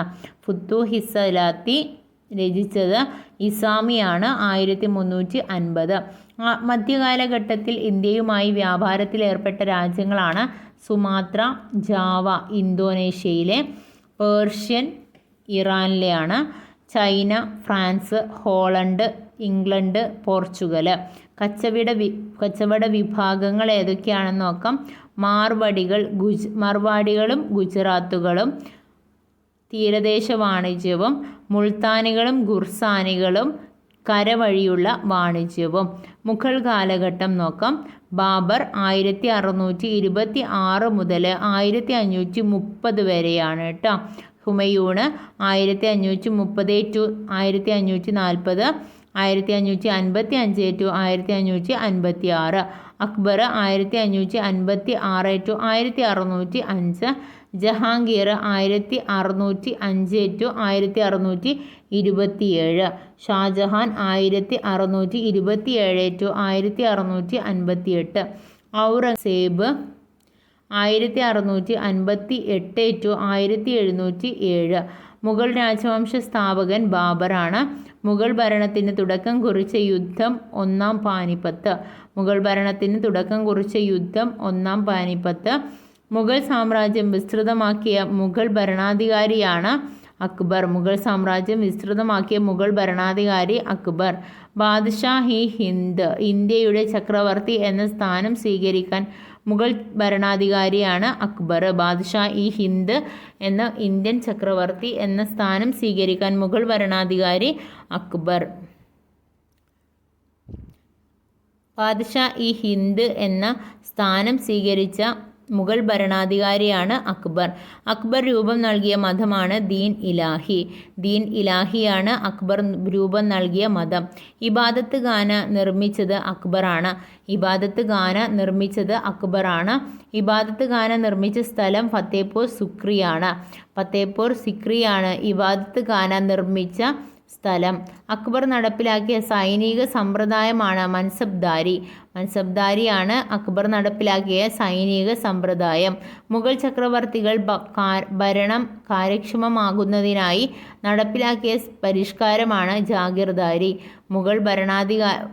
മുഗൾ ചക്രവർത്തികൾ ഭരണം കാര്യക്ഷമമാക്കി നടപ്പിലാക്കിയ പരിഷ്കാരം ജാഗിർദാരി. ഇഖ്ത സമ്പ്രദായത്തിൻ്റെ ഉയർന്ന രൂപം ജാഗിർദാരി. മാൻസബ്ദാരികൾക്ക് ശമ്പളത്തിന് പകരമായി ഭൂമി പതിച്ചു നൽകുന്ന സമ്പ്രദായം ജാഗിർദാരി. മാൻസബ്ദാരികൾക്ക് ശമ്പളത്തിന് പകരമായി ഭൂമി പതിച്ചു നൽകുന്ന സമ്പ്രദായം ജാഗിർദാരി. അക്ബർ നാമ എഴുതിയത് അബുൽ ഫക്കീർ. അബുൽ ഫസലാണ് അക്ബർ നാമ എഴുതിയത് അബുൽ ഫസൽ. അക്ബർ നാമയുടെ മൂന്നാമത്തെ ഭാഗം അറിയപ്പെടുന്നത് ഐൻ ഇ അക്ബാരി എന്ന പേരിലാണ്. അക്ബർ നാമയുടെ മൂന്നാമത്തെ ഭാഗം അറിയപ്പെടുന്നത് ഐൻ ഇ അക്ബാരി. മുഗൾ സാമ്രാജ്യം ഏറ്റവും വിസ്തൃതി പ്രാപിച്ചത് ആരുടെ കാലത്താണ്? ഔറംഗസേബ്. ഔറംഗസേബിൻ്റെ സമയത്താണ് മുഗൾ സാമ്രാജ്യം ഏറ്റവും വിസ്തൃതി പ്രാപിച്ചത്. ബാബർ നാമ എഴുതിയത് ബാബറാണ്. ബാബർ നാമ എഴുതിയത് ബാബറാണ്. മുഗൾ കാലഘട്ടത്തിൽ പ്രാദേശിക ഭരണത്തിലെ ഭരണവിഭാഗവും ഉദ്യോഗസ്ഥനും. ഭരണവിഭാഗത്തിൽ സുബേദാറാണ് ഉദ്യോഗസ്ഥൻ. സർക്കാർ ഫൗജ്ദാർ. പർഗാന ഷിക്ദാർ. ഗ്രാമം ചൗധരി. പട്ടണം കൗത്ത്വാളാണ് പട്ടണം. മധ്യകാല ഇന്ത്യയിലെ പ്രചാരത്തിലുണ്ടായിരുന്ന നാണയങ്ങളാണ് തങ്ക, വെള്ളി. ഇൽത്തുമിഷാണ് ഇറക്കിയിട്ടുള്ളത്. ജിറ്റാള് ചെമ്പ് ഇൽത്തുമിഷ്. റുപ്യ വെള്ളി ഷേർഷാ. ജലാലി വെള്ളി അക്ബർ. ഇലാഹി സ്വർണം അക്ബർ. മുഗൾ ഭരണാധികാരി ചിത്രകാരന്മാർ. ഹുമയൂണ്, മിർ സയ്യിദ് അലി അബ്ദുസമദ്. മിർ സയ്യിദ് അലി അബ്ദുസമദ് എന്നിവരാണ് മുഗൾ ഭരണാധികാരി ഹുമയൂണിൻ്റെ ചിത്രകാരന്മാർ. അക്ബർ ദസ്വന്ത്. ഷാജഹാൻ ബിഷൻ ദാസ് അബുൽ ഹസൻ. ഷേർഷാ സൂരിയുടെ വംശം സൂർ വംശം. ഷേർഷാ ഡൽഹി കേന്ദ്രമായി ഭരിച്ചത് 1540 മുതൽ 1545 വരെ. ഹുമയൂൺ ഡൽഹിയുടെ അധികാരം പിടിച്ചെടുത്ത വർഷം 1555. മുഗൾ കാലഘട്ടത്തിൽ കേന്ദ്രഭരണത്തിലെ ഉദ്യോഗസ്ഥനും ചുമതലകളും: വക്കീൽ, പ്രധാനമന്ത്രി, വസീർ, ധനകാര്യം, സദർ, നീതിന്യായം. മിർബക്ഷി സൈനികം. വക്കീൽ പ്രധാനമന്ത്രി, വസീർ ധനകാര്യം, സദർ നീതിന്യായം, മിർബക്ഷി സൈനികം. മധ്യകാല ഇന്ത്യയിൽ പ്രചാരത്തിലുണ്ടായിരുന്ന നാണയങ്ങൾ നമ്മൾ നോക്കി. അതുപോലെ തന്നെ കുതിരകളെ ഉപയോഗിച്ച് തപാലുകൾ കൈമാറിയ സമ്പ്രദായമാണ് ഉല്ലൂക്ക്. കുതിരകളെ ഉപയോഗിച്ച് തപാലുകൾ കൈമാറിയ സമ്പ്രദായമാണ് ഉല്ലൂക്ക്. കാൽനടയായുള്ള തപാൽ സമ്പ്രദായം അറിയപ്പെടുന്നത് ധാവ. ധാവയിലാണ് കാൽനടയായുള്ള തപാൽ സമ്പ്രദായം അറിയപ്പെടുന്നത്. ധാവ എന്ന പേരിലാണ്. സതി അനുഷ്ഠാനം നേരിൽ കണ്ട ഫ്രഞ്ച് സഞ്ചാരിയാണ് ഫ്രാങ്കോയിസ് ബെർണിയർ. ഫ്രാങ്കോയിസ് ബെർണിയറാണ് സതി അനുഷ്ഠാനം നേരിൽ കണ്ട ഫ്രഞ്ച് സഞ്ചാരി. മുഗൾ രാജാക്കന്മാരുടെയും പ്രഭുക്കന്മാരുടെയും കൊട്ടാരത്തിലേക്കുള്ള വസ്തുക്കൾ നിർമ്മിച്ച് വിതരണം ചെയ്തിരുന്ന കേന്ദ്രങ്ങളാണ് ഖാർഖാനകൾ. മുഗൾ രാജാക്കന്മാരുടെയും പ്രഭുക്കന്മാരുടെയും കൊട്ടാരത്തിലേക്കുള്ള വസ്തുക്കൾ നിർമ്മിച്ച് വിതരണം ചെയ്തിരുന്ന കേന്ദ്രങ്ങൾ ഖാർഖാനകൾ. മുഗൾ കാലഘട്ടത്തിലെ ഇന്ത്യ സന്ദർശിച്ച ഫ്രഞ്ച് സഞ്ചാരികളാണ് ബെർണിയറും എസ് വർണിയരുമാണ് മുഗൾ കാലഘട്ടത്തിൽ ഇന്ത്യ സന്ദർശിച്ച ഫ്രഞ്ച് സഞ്ചാരികൾ. മധ്യകാല ഇന്ത്യൻ സമൂഹം. മധ്യകാല ഇന്ത്യൻ സമൂഹത്തിൽ വരുന്നത് ഉപരിവർഗം, മധ്യവർഗം, താഴ്ന്ന വിഭാഗം. ഉപരിവർഗത്തിൽ വരുന്നവരാണ് രാജാക്കന്മാരും പ്രഭുക്കന്മാരും. ഉപരിവർഗത്തിൽ രാജാക്കന്മാർ, പ്രഭുക്കന്മാർ. മധ്യവർഗത്തിലാണെങ്കിൽ ചെറുകിട മാന സബ്ദാർമാരും കച്ചവടക്കാരും. ചെറുകിട മാന സബ്ദാർമാർ അതുപോലെ തന്നെ കച്ചവടക്കാരുമാണ് മധ്യവർഗത്തിൽ വരുന്നത്. താഴ്ന്ന വിഭാഗത്തിൽ വരുന്നത് കൃഷിക്കാർ, കരകൗശല പണിക്കാർ, അടിമകൾ. കൃഷിക്കാർ, കരകൗശല പണിക്കാർ, അടിമകൾ എന്നിവരാണ് താഴ്ന്ന വിഭാഗത്തിൽ വരുന്നത്. അടുത്തതായിട്ട് നമുക്ക് നോക്കാനുള്ളത് മധ്യകാലഘട്ടത്തിൽ ഉദ്യോഗസ്ഥർക്ക് വേതനമായി ഭൂമി പതിച്ചു കൊടുത്ത സമ്പ്രദായം സുൽത്താനേറ്റ് കാലഘട്ടത്തിൽ അറിയപ്പെട്ടിരുന്നത് ഇക്ത എന്ന പേരിലാണ്. ഇക്ത എന്ന പേരിലാണ് മധ്യകാലഘട്ടത്തിൽ ഉദ്യോഗസ്ഥന്മാർക്ക് വേതനമായി ഭൂമി പതിച്ചു കൊടുത്ത സമ്പ്രദായം സുൽത്താനേറ്റ് കാലഘട്ടത്തിൽ അറിയപ്പെട്ടിരുന്നത്. മധ്യകാലഘട്ടത്തിൽ ഉദ്യോഗസ്ഥർക്ക് വേതനമായി ഭൂമി പതിച്ചു കൊടുത്ത സമ്പ്രദായം മുഗൾ കാലഘട്ടത്തിൽ അറിയപ്പെട്ടിരുന്നത് ജാഗിർദാരി.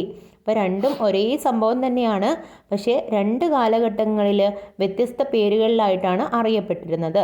സുൽത്താനേറ്റ് കാലഘട്ടത്തിലാണെങ്കിൽ അതിൻ്റെ പേര് ഇക്ത എന്നും മുഗൾ കാലഘട്ടത്തിൽ ജാഗിർദാരി എന്നുമാണ്. അപ്പോൾ കൺഫ്യൂഷൻ ആവരുത്, മാറിപ്പോവരുത്. അടുത്തതായിട്ട് സുൽത്താനേറ്റ് കാലഘട്ടത്തിൽ ഇന്ത്യ സന്ദർശിച്ച മൊറോക്കൻ സഞ്ചാരി ഇബ്നു ബത്തൂത്തയാണ്. സുൽത്താനേറ്റ് കാലഘട്ടത്തിൽ ഇന്ത്യ സന്ദർശിച്ച മൊറോക്കൻ സഞ്ചാരി ആരാണ്? Ibn Battuta. മുഗൾ കാലഘട്ടത്തിൽ ഇന്ത്യ സന്ദർശിച്ച ഇംഗ്ലീഷ് സഞ്ചാരിയാണ് റാൽഫ് ഫിച്ച്. റാൽഫ് ഫിച്ച് ആണ് മുഗൾ കാലഘട്ടത്തിൽ ഇന്ത്യ സന്ദർശിച്ച ഇംഗ്ലീഷ് സഞ്ചാരി. ലീലാവതി എന്ന കൃതി രചിച്ചത് ഭാസ്കരാചാര്യരാണ്. ലീലാവതി എന്ന കൃതി രചിച്ചത് ഭാസ്കരാചാര്യരാണ്. മധ്യകാലത്ത് സ്ഥാപിക്കപ്പെട്ട വാനനിരീക്ഷണ കേന്ദ്രങ്ങളാണ് ജയ്പൂർ, ഡൽഹി, ഉജ്ജയിനി, ബനാറസ്. മധ്യകാലത്ത് സ്ഥാപിക്കപ്പെട്ട വാനനിരീക്ഷണ കേന്ദ്രങ്ങൾ ഏതൊക്കെയാണെന്ന് ചോദിച്ചാൽ ജയ്പൂർ, ഡൽഹി, ഉജ്ജയിനി, ബനാറസ്. താജ്മഹലിൻ്റെ നിർമ്മാണത്തിന് മാതൃകയാക്കിയ സ്മാരകമാണ് ഹുമയൂണിൻ്റെ ശവകുടീരം. ഹുമയൂണിൻ്റെ ശവകുടീരമാണ് താജ്മഹലിൻ്റെ നിർമ്മാണത്തിന് മാതൃകയാക്കിയ സ്മാരകം. അപ്പോൾ നമ്മൾ കഴിഞ്ഞ ക്ലാസ്സിൽ ഈ ക്ലാസ്സിൽ പഠിച്ചിട്ടുണ്ടായിരുന്നു ഹുമയൂണിൻ്റെ ശവകുടീരം, താജ്മഹൽ ഒക്കെ ഏതോ ഒരു മാതൃകയിലാണ് നിർമ്മിച്ചിട്ടുള്ളത് എന്ന്. അപ്പോൾ ആ മാതൃകേൻ്റെ പേരൊന്ന് കമൻറ്റ് ചെയ്യണേ. താജ്മഹൽ നിർമ്മിച്ച മുഗൾ ചക്രവർത്തി ഷാജഹാൻ. താജ്മഹൽ നിർമ്മിച്ച മുഗൾ ചക്രവർത്തി ആരാണെന്ന് എല്ലാവർക്കും അറിയുന്നതായിരിക്കും അല്ലേ? അപ്പോൾ ഷാജഹാനാണ് താജ്മഹൽ പണി കഴിപ്പിച്ചത്. ആരുടെ ഓർമ്മയ്ക്കാണ്? മുംതാസിൻ്റെ കേട്ടോ. അപ്പോൾ മുംതാസിൻ്റെ ഓർമ്മയ്ക്കായാണ് താജ്മഹൽ പണി കഴിപ്പിച്ചിട്ടുള്ളത്.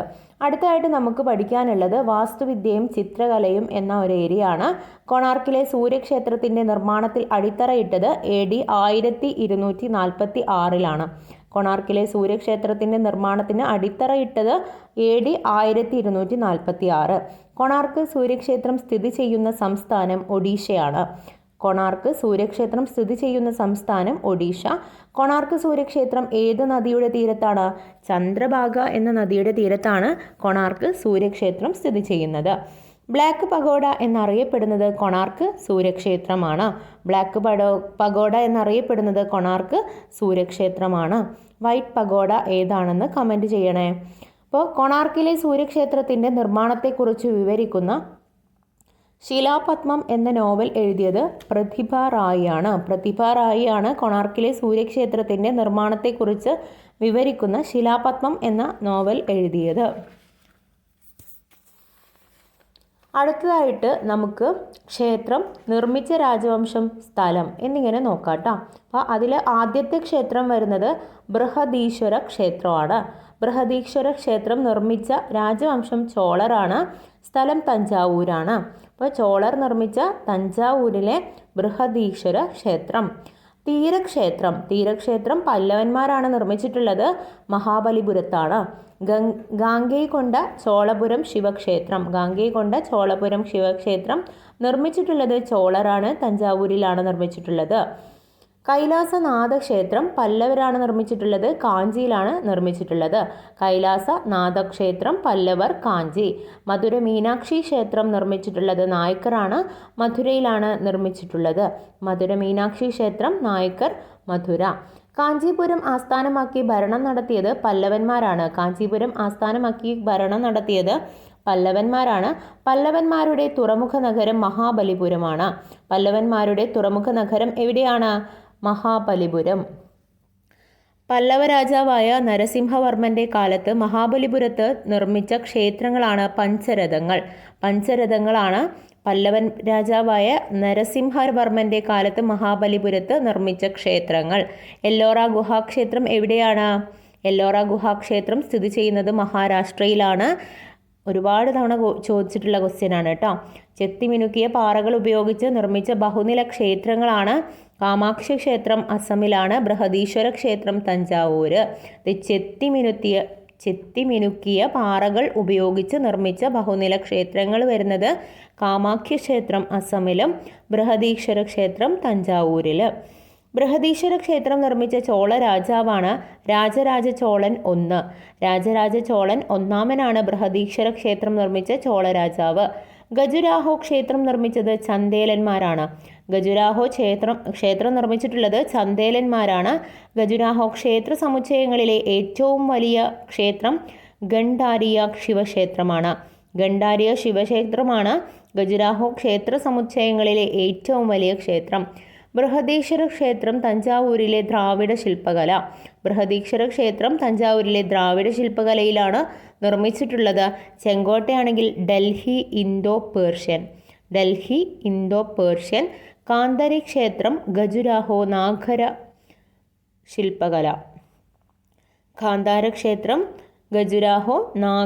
ശില്പകല. മുഗൾ കാലഘട്ടത്തിൽ നിലവിൽ വന്ന ചിത്രകലാരീതി അറിയപ്പെട്ടിരുന്നത് സൂക്ഷ്മ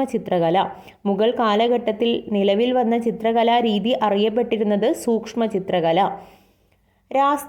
രാസ്നാമ എന്ന പേരിൽ മഹാഭാരത കഥയായ പൂർണ്ണമായി ചിത്ര രൂപത്തിൽ തയ്യാറാക്കിയത് ദസ്വന്ത് ആണ്. രാസ്നാമ എന്ന പേരിൽ മഹാഭാരത കഥ പൂർണ്ണമായി ചിത്രരൂപത്തിൽ തയ്യാറാക്കിയത്. ഗോൾ ഗുംബസ് സ്ഥിതി ചെയ്യുന്നത് എവിടെയാണ്? ഗോൾ ഗുംബസ് ബീജാപൂരാണ്. ബീജാപൂരിലാണ് ഗോൾ ഗുംബസ് നിർമ്മിച്ചത് ആരുടെ സ്മരണാർത്ഥമാണ്? മുഹമ്മദ് ആദിൽ ഷായുടെ സ്മരണാർത്ഥമാണ് ഗോൾ ഗുംബസ് നിർമ്മിച്ചിട്ടുള്ളത്. അടുത്ത പ്രിലിംസിന് വന്ന ക്വസ്റ്റ്യൻ ആയിരുന്നു കേട്ടോ. അപ്പം ചാർമിനാർ സ്ഥിതി ചെയ്യുന്നത് ഹൈദരാബാദ്. പോർച്ചുഗീസുകാർ ഇന്ത്യയിൽ പരിചയപ്പെടുത്തിയ വാസ്തുവിദ്യാ ശൈലിയാണ് ഏതാണ്? ഗോതിക് ശൈലിയാണ് പോർച്ചുഗീസുകാർ ഇന്ത്യയിൽ പരിചയപ്പെടുത്തിയ വാസ്തുവിദ്യാ ശൈലി. ഗോതിക് ശൈലിയിൽ നിർമ്മിച്ചവ സെൻറ്റ് ഫ്രാൻസിസ് പള്ളി കൊച്ചിയിൽ, അതുപോലെ തന്നെ ഗോവയിലുള്ള ബോം ജീസസ് പള്ളിയും സെൻറ്റ് ഫ്രാൻസിസ് പള്ളിയും ഗോതിക് ശൈലിയിൽ നിർമ്മിച്ചവയാണ്. ചോളഭരണം.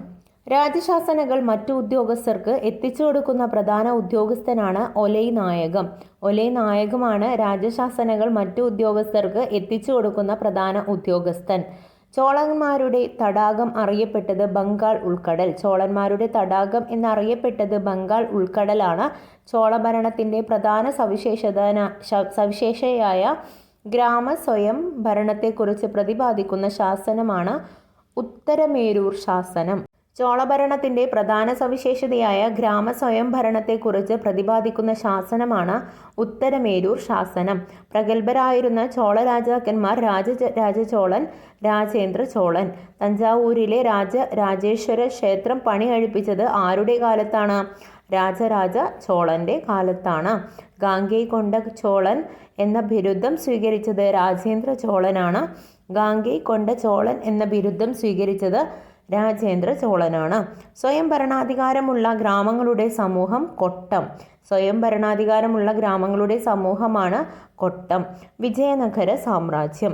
ഈ രാജാവിൻ്റെ ഭരണത്തിന് കീഴിൽ കോഴിക്കോടിനെ പോലെ 300 തുറമുഖങ്ങൾ ഉണ്ട്. അദ്ദേഹത്തിൻ്റെ ഭരണത്തിന് കീഴിലുള്ള പ്രദേശങ്ങളിൽ യാത്ര ചെയ്യണമെന്ന് കുറഞ്ഞത് 3 മാസത്തെ സമയമെങ്കിലും വേണം. രാജ്യത്തിൻ്റെ ഭൂരിഭാഗം പ്രദേശങ്ങളിലും ഫലഭൂയിഷ്ഠവും പതിവായി കൃഷി ഇറക്കുന്നതുമാണ്. സൈന്യത്തിൻ്റെ അംഗബലം 11 ലക്ഷം വരും. അപ്പോൾ അത് ആരുടെ വാക്കുകളാണ്? അബ്ദുൾ റസാഖ് ആണ് കേട്ടോ. അപ്പോൾ അബ്ദുൾ റസാഖിൻ്റെയാണ് ഈ രാജാവിൻ്റെ ഭരണത്തിന് കീഴിൽ കോഴിക്കോടിനെ പോലെയുള്ള 300 തുറമുഖങ്ങൾ ഉണ്ട്. അദ്ദേഹത്തിൻ്റെ ഭരണത്തിന് കീഴിലുള്ള പ്രദേശങ്ങളിൽ യാത്ര ചെയ്യണമെങ്കിൽ കുറഞ്ഞത് 3 മാസത്തെ സമയമെങ്കിലും വേണം. രാജ്യത്തിൻ്റെ ഭൂരിഭാഗം പ്രദേശങ്ങളും ഫലഭൂയിഷ്ഠവും പതിവായി കൃഷി ഇറക്കുന്നതുമാണ്. സൈന്യത്തിൻ്റെ അംഗബലം 11 ലക്ഷം വരും. വിജയനഗരം സന്ദർശിച്ച പേർഷ്യൻ സഞ്ചാരിയാണ് അബ്ദുൾ റസാഖ്. പേർഷ്യൻ സഞ്ചാരിയാണ് അബ്ദുൾ റസാഖ്. വിജയനഗരം സ്ഥാപിച്ചത് ഹരിഹരനും ബുക്കനുമാണ്. 1336 വിജയനഗരം സ്ഥാപിച്ചിട്ടുള്ളത്. വിജയനഗര സാമ്രാജ്യത്തിലെ പ്രധാന ഭരണാധികാരിയായിരുന്നു കൃഷ്ണദേവരായർ. വിജയനഗര രാജ്യത്തിലെ പ്രധാന ഭരണാധികാരി ആരാണ്? കൃഷ്ണദേവരായരാണ്. കൃഷ്ണദേവരായരുടെ പ്രശസ്തമായ കൃതിയാണ് അമുക്തമാലിക. അമുക്തമാലികയാണ് കൃഷ്ണദേവരായരുടെ പ്രശസ്തമായ കൃതി. കൃഷ്ണദേവരായരുടെ ആസ്ഥാന കവിയാണ് അല്ലാസാനി പെദ്ദണ്ണ. അല്ലാസാനി പെദ്ദണ്ണയാണ് കൃഷ്ണദേവരായരുടെ ആസ്ഥാന കവി. ബ്രാഹ്മിണി സാമ്രാജ്യ സ്ഥാപകനാണ് അലാവുദ്ദീൻ ബാമൻ ഷാ. ബ്രാഹ്മിണി സാമ്രാജ്യ സ്ഥാപകൻ അലാവുദ്ദീൻ ബാമൻ ഷാ. കൃഷ്ണ തുംഗഭദ്ര നദികൾക്കിടയിൽ കിടക്കുന്ന പ്രദേശമാണ് റൈച്ചൂർ. കൃഷ്ണ തുംഗഭദ്ര നദികൾക്കിടയിൽ കിടക്കുന്ന പ്രദേശം ഏതാണ്? റൈച്ചൂർ. ദക്ഷിണേന്ത്യയിലെ നെല്ലറ എന്നറിയപ്പെടുന്ന പ്രദേശം കൂടിയാണ് റൈച്ചൂര് ദക്ഷിണേന്ത്യയിലെ നെല്ലറ എന്നറിയപ്പെടുന്ന പ്രദേശമാണ്. പ്രിലിംസിൻ്റെ ക്വസ്റ്റ്യൻ ആണ് കേട്ടോ. വിജയനഗര സാമ്രാജ്യത്തിലെ കേന്ദ്രഭരണം അറിയപ്പെടുന്നത് നായങ്കര സമ്പ്രദായം. വിജയനഗര സാമ്രാജ്യത്തിലെ കേന്ദ്രഭരണം അറിയപ്പെടുന്നത് നായങ്കര സമ്പ്രദായം. വിജയനഗര സാമ്രാജ്യത്തിലെ പ്രാദേശിക ഭരണം അറിയപ്പെട്ടിരുന്നത് അയ്യഗാർ സമ്പ്രദായം. വിജയനഗര സാമ്രാജ്യത്തിലെ പ്രാദേശിക ഭരണം അറിയപ്പെട്ടിരുന്നത് അയ്യഗാർ സമ്പ്രദായം. അയ്യഗാർ സമ്പ്രദായത്തിലെ അടിസ്ഥാന ഘടകമാണ് ഗ്രാമം. വിജയനഗര ഭരണം നടത്തിയിരുന്ന രാജവംശങ്ങളാണ് സംഗമ, സാലുവ, തുളുവ, അരവിഡു. വിജയനഗര ഭരണം നടത്തിയിരുന്ന രാജവംശങ്ങൾ സംഗമ, സാലുവ, തുളുവ, അരവിഡു.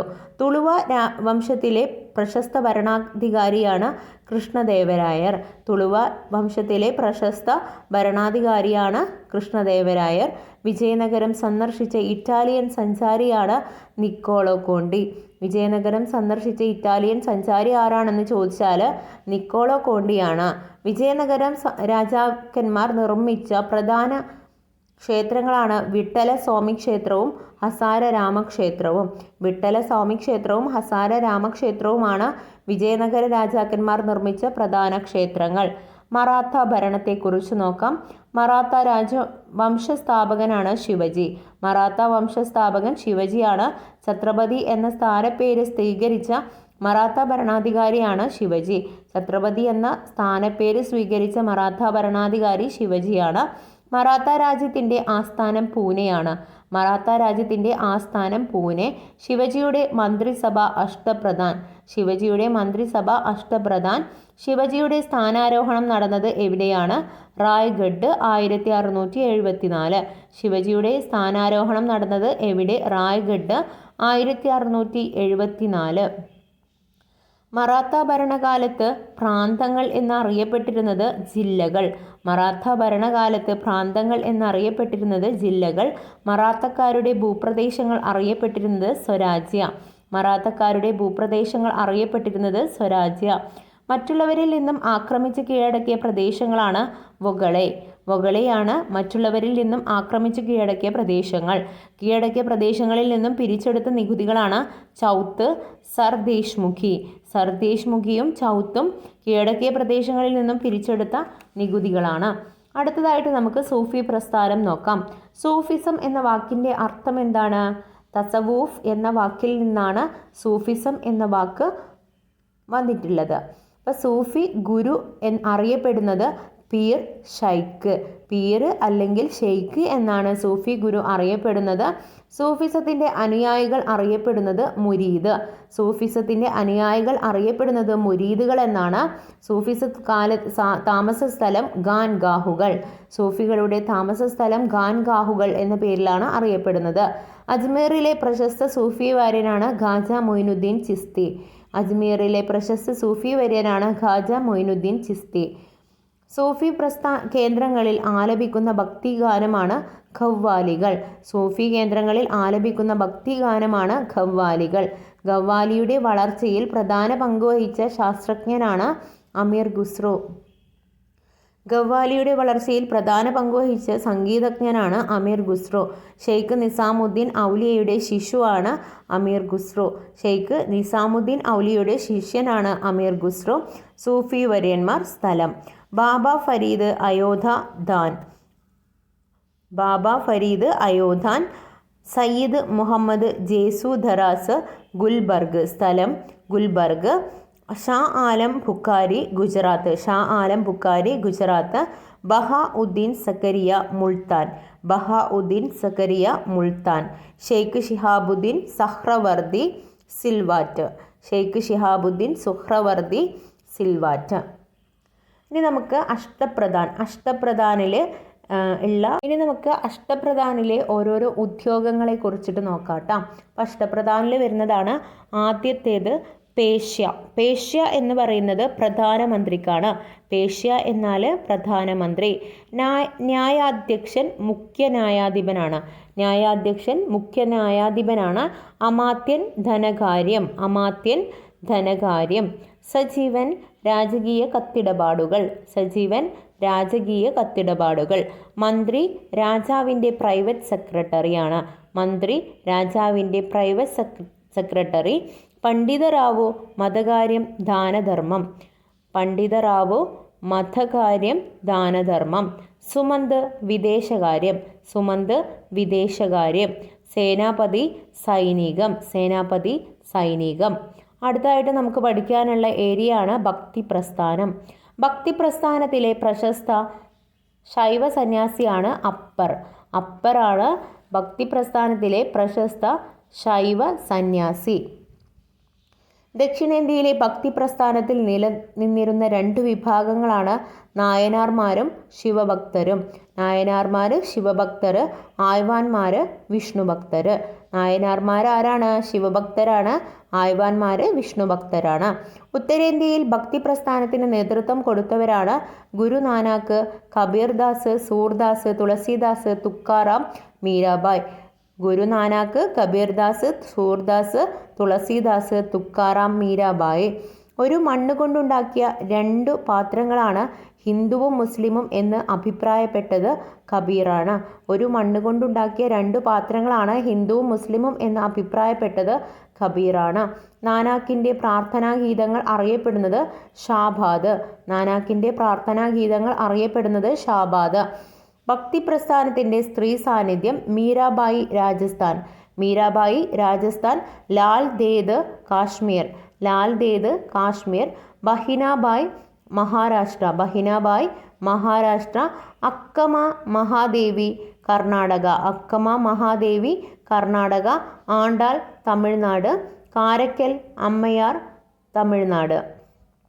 ആണ്ടാളും കാരക്കൽ അമ്മയാരും തമിഴ്നാട്. ഭക്തി പ്രസ്ഥാനത്തിൻ്റെ ഫലമായി വികാസം പ്രാപിച്ച പ്രാദേശിക ഭാഷകളാണ് മലയാളം, ഗുജറാത്തി, മറാത്തി, കന്നഡ, തെലുങ്ക്, ബംഗാളി, ഹിന്ദി. മലയാളം, ഗുജറാത്തി, മറാത്തി, കന്നഡ, തെലുങ്ക്, ബംഗാളി, ഹിന്ദി എന്നിവയാണ് ഭക്തി പ്രസ്ഥാനത്തിൻ്റെ ഫലമായി വികാസം പ്രാപിച്ച പ്രാദേശിക ഭാഷകൾ.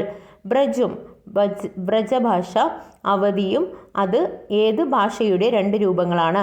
ബ്രജും അവധിയും ഏത് ഭാഷയുടെ 2 രൂപങ്ങളാണ്? ഹിന്ദി ഭാഷയുടെ 2 രൂപങ്ങളാണ് ബ്രജും അവധിയും. അറബി, പേർഷ്യൻ എന്നീ ഭാഷകളും ഇന്ത്യൻ പ്രാകൃത ഭാഷകളായ ഖടിബോലി, ബ്രജ് എന്നിവയും കൂടിച്ചേർന്നുണ്ടായ ഭാഷയാണ് ഉറുദു. ഉറുദു വന്നിട്ടുള്ളത് അറബി, പേർഷ്യൻ എന്നീ ഭാഷകളും ഇന്ത്യൻ പ്രാകൃത ഭാഷകളായ ഖടിബോലി, ബ്രജ് എന്നിവയും കൂടിച്ചേർന്നാണ് ഉറുദു ഉണ്ടായിട്ടുള്ളത്. ഉറുദു എന്ന വാക്കിൻ്റെ അർത്ഥം ക്യാമ്പ് എന്നാണ്. ഉറുദു എന്ന വാക്കിൻ്റെ അർത്ഥം ക്യാമ്പ് എന്നാണ്. പട്ടാളക്കാർ തമ്മിൽ സംസാരിക്കാൻ ഉപയോഗിച്ച ഭാഷയാണ് ഉറുദു. പട്ടാളക്കാർ തമ്മിൽ സംസാരിക്കാൻ ഉപയോഗിച്ച ഭാഷ ഏതാണ്? ഉറുദു ആണ്. മധ്യകാലഘട്ടത്തിലെ ഇന്ത്യയിലെ സാംസ്കാരിക സമന്വയത്തിൻ്റെ മികച്ച ഉദാഹരണം ഉറുദു ആണ്. മധ്യകാലഘട്ടത്തിലെ ഇന്ത്യയിലെ സാംസ്കാരിക സമന്വയത്തിൻ്റെ മികച്ച ഉദാഹരണമാണ് ഉറുദു. രാജതരംഗിണി പേർഷ്യനിലേക്ക് വിവർത്തനം ചെയ്തത് ആരുടെ കാലത്ത്? സൈനുൽ ആബ്ദീൻ. രാജതരംഗിണി പേർഷ്യനിലേക്ക് വിവർത്തനം ചെയ്തത് ആരുടെ കാലത്താണ്? സൈനുൽ ആബ്ദീൻ്റെ കാലത്താണ്. ഉപനിഷത്തുകളും അഥവാ വേദവും പേർഷ്യൻ ഭാഷയിലേക്ക് തർജ്ജമ ചെയ്തത് ദാരാ ഷുക്കോ ആണ്. ഉപനിഷത്തുകളും അഥർവവേദവും പേർഷ്യൻ ഭാഷയിലേക്ക് തർജ്ജമ ചെയ്തത് ദാരാ ഷുക്കോ ആണ്. രാജതരംഗിണി കൽഹണൻ. രാജതരംഗിണി കൽഹണൻ. സൂർസാഗർ സൂർദാസ്. സൂർസാഗർ സൂർദാസ്. രാമചരിതമാനസ് തുളസീദാസ്. രാമചരിതമാനസ് തുളസീദാസ്. പത്മാവതി മാലിക് മുഹമ്മദ് ജെയ്സി. പത്മാവതി മാലിക് മുഹമ്മദ് ജെയ്സി. വീരശൈവ പ്രസ്ഥാനം. വീരശൈവ പ്രസ്ഥാനത്തെക്കുറിച്ച് നോക്കാം. വീരശൈവ പ്രസ്ഥാനത്തിൻ്റെ നേതാവ് ബസവണ്ണയാണ്. വീരശൈവ പ്രസ്ഥാനത്തിൻ്റെ നേതാവ് ബസവണ്ണ. 12 നൂറ്റാണ്ടിൽ കർണാടകയിൽ രൂപം കൊണ്ട ജനകീയ പ്രസ്ഥാനം ഏതാണെന്ന് ചോദിച്ചാൽ വീരശൈവ പ്രസ്ഥാനമാണ്. 12-ാം നൂറ്റാണ്ടിൽ കർണാടകയിൽ രൂപം കൊണ്ട ജനകീയ പ്രസ്ഥാനമാണ് വീരശൈവ പ്രസ്ഥാനം. വീരശൈവ പ്രസ്ഥാനവുമായി ബന്ധപ്പെട്ട സാഹിത്യ രൂപമാണ് വചന സാഹിത്യം. കന്നഡയിലെ വചന സാഹിത്യമാണ് വീരശൈവ പ്രസ്ഥാനവുമായി ബന്ധപ്പെട്ട സാഹിത്യരൂപം. വചന സാഹിത്യത്തിൽ സംഭാവനകൾ നൽകിയവരാണ് ബസവണ്ണ, അല്ലമ പ്രഭു, അക്കമ്മ മഹാദേവി. അക്കമഹാദേവിയും ബസവണ്ണയും അല്ലമ പ്രഭുവുമാണ് വചന സാഹിത്യത്തിൽ സംഭാവനകൾ നൽകിയവർ. ഇനി നമുക്ക് സംഗീതത്തെക്കുറിച്ച് നോക്കാം. സംഗീതത്തിൽ ദക്ഷിണേന്ത്യയിൽ നിലനിന്നിരുന്ന സംഗീത ശൈലിയാണ് കർണാടക സംഗീതം. കർണാടക സംഗീതമാണ് ദക്ഷിണേന്ത്യയിൽ നിലനിന്നിരുന്ന സംഗീത ശൈലി. കർണാടക സംഗീതത്തിൻ്റെ പിതാവ് പുരന്ദരദാസനാണ്. പുരന്ദരദാസനാണ് കർണാടക സംഗീതത്തിൻ്റെ പിതാവ്. പേർഷ്യൻ സംഗീതത്തിൻ്റെ സ്വാധീന ഫലമായി രൂപം കൊണ്ട സംഗീത ശൈലിയാണ് ഹിന്ദുസ്ഥാനി സംഗീതം. ഹിന്ദുസ്ഥാനി സംഗീതമാണ് പേർഷ്യൻ സംഗീതത്തിൻ്റെ സ്വാധീന ഫലമായി രൂപം കൊണ്ട സംഗീത ശൈലി. രാഗദർപ്പൺ എന്ന സംഗീതകൃതി പേർഷ്യൻ ഭാഷയിലേക്ക് വിവർത്തനം ചെയ്തത് ആരുടെ കാലത്താണ്? ഫിറോസ് ഷാ തുഗ്ലക്കിൻ്റെ കാലത്താണ് രാഗദർപ്പൺ എന്ന സംഗീതകൃതി പേർഷ്യൻ ഭാഷയിലേക്ക് വിവർത്തനം ചെയ്തിട്ടുള്ളത്. അക്ബറിൻ്റെ ആസ്ഥാന കവിയാണ് താൻസൺ. അക്ബറിൻ്റെ ആസ്ഥാന കവി താൻസൺ ആണ്. ഹിന്ദുസ്ഥാനി സംഗീതത്തെ സംബന്ധമാക്കിയ താൻസന്റെ സംഭാവനയാണ് ദർബാറി രാഗം.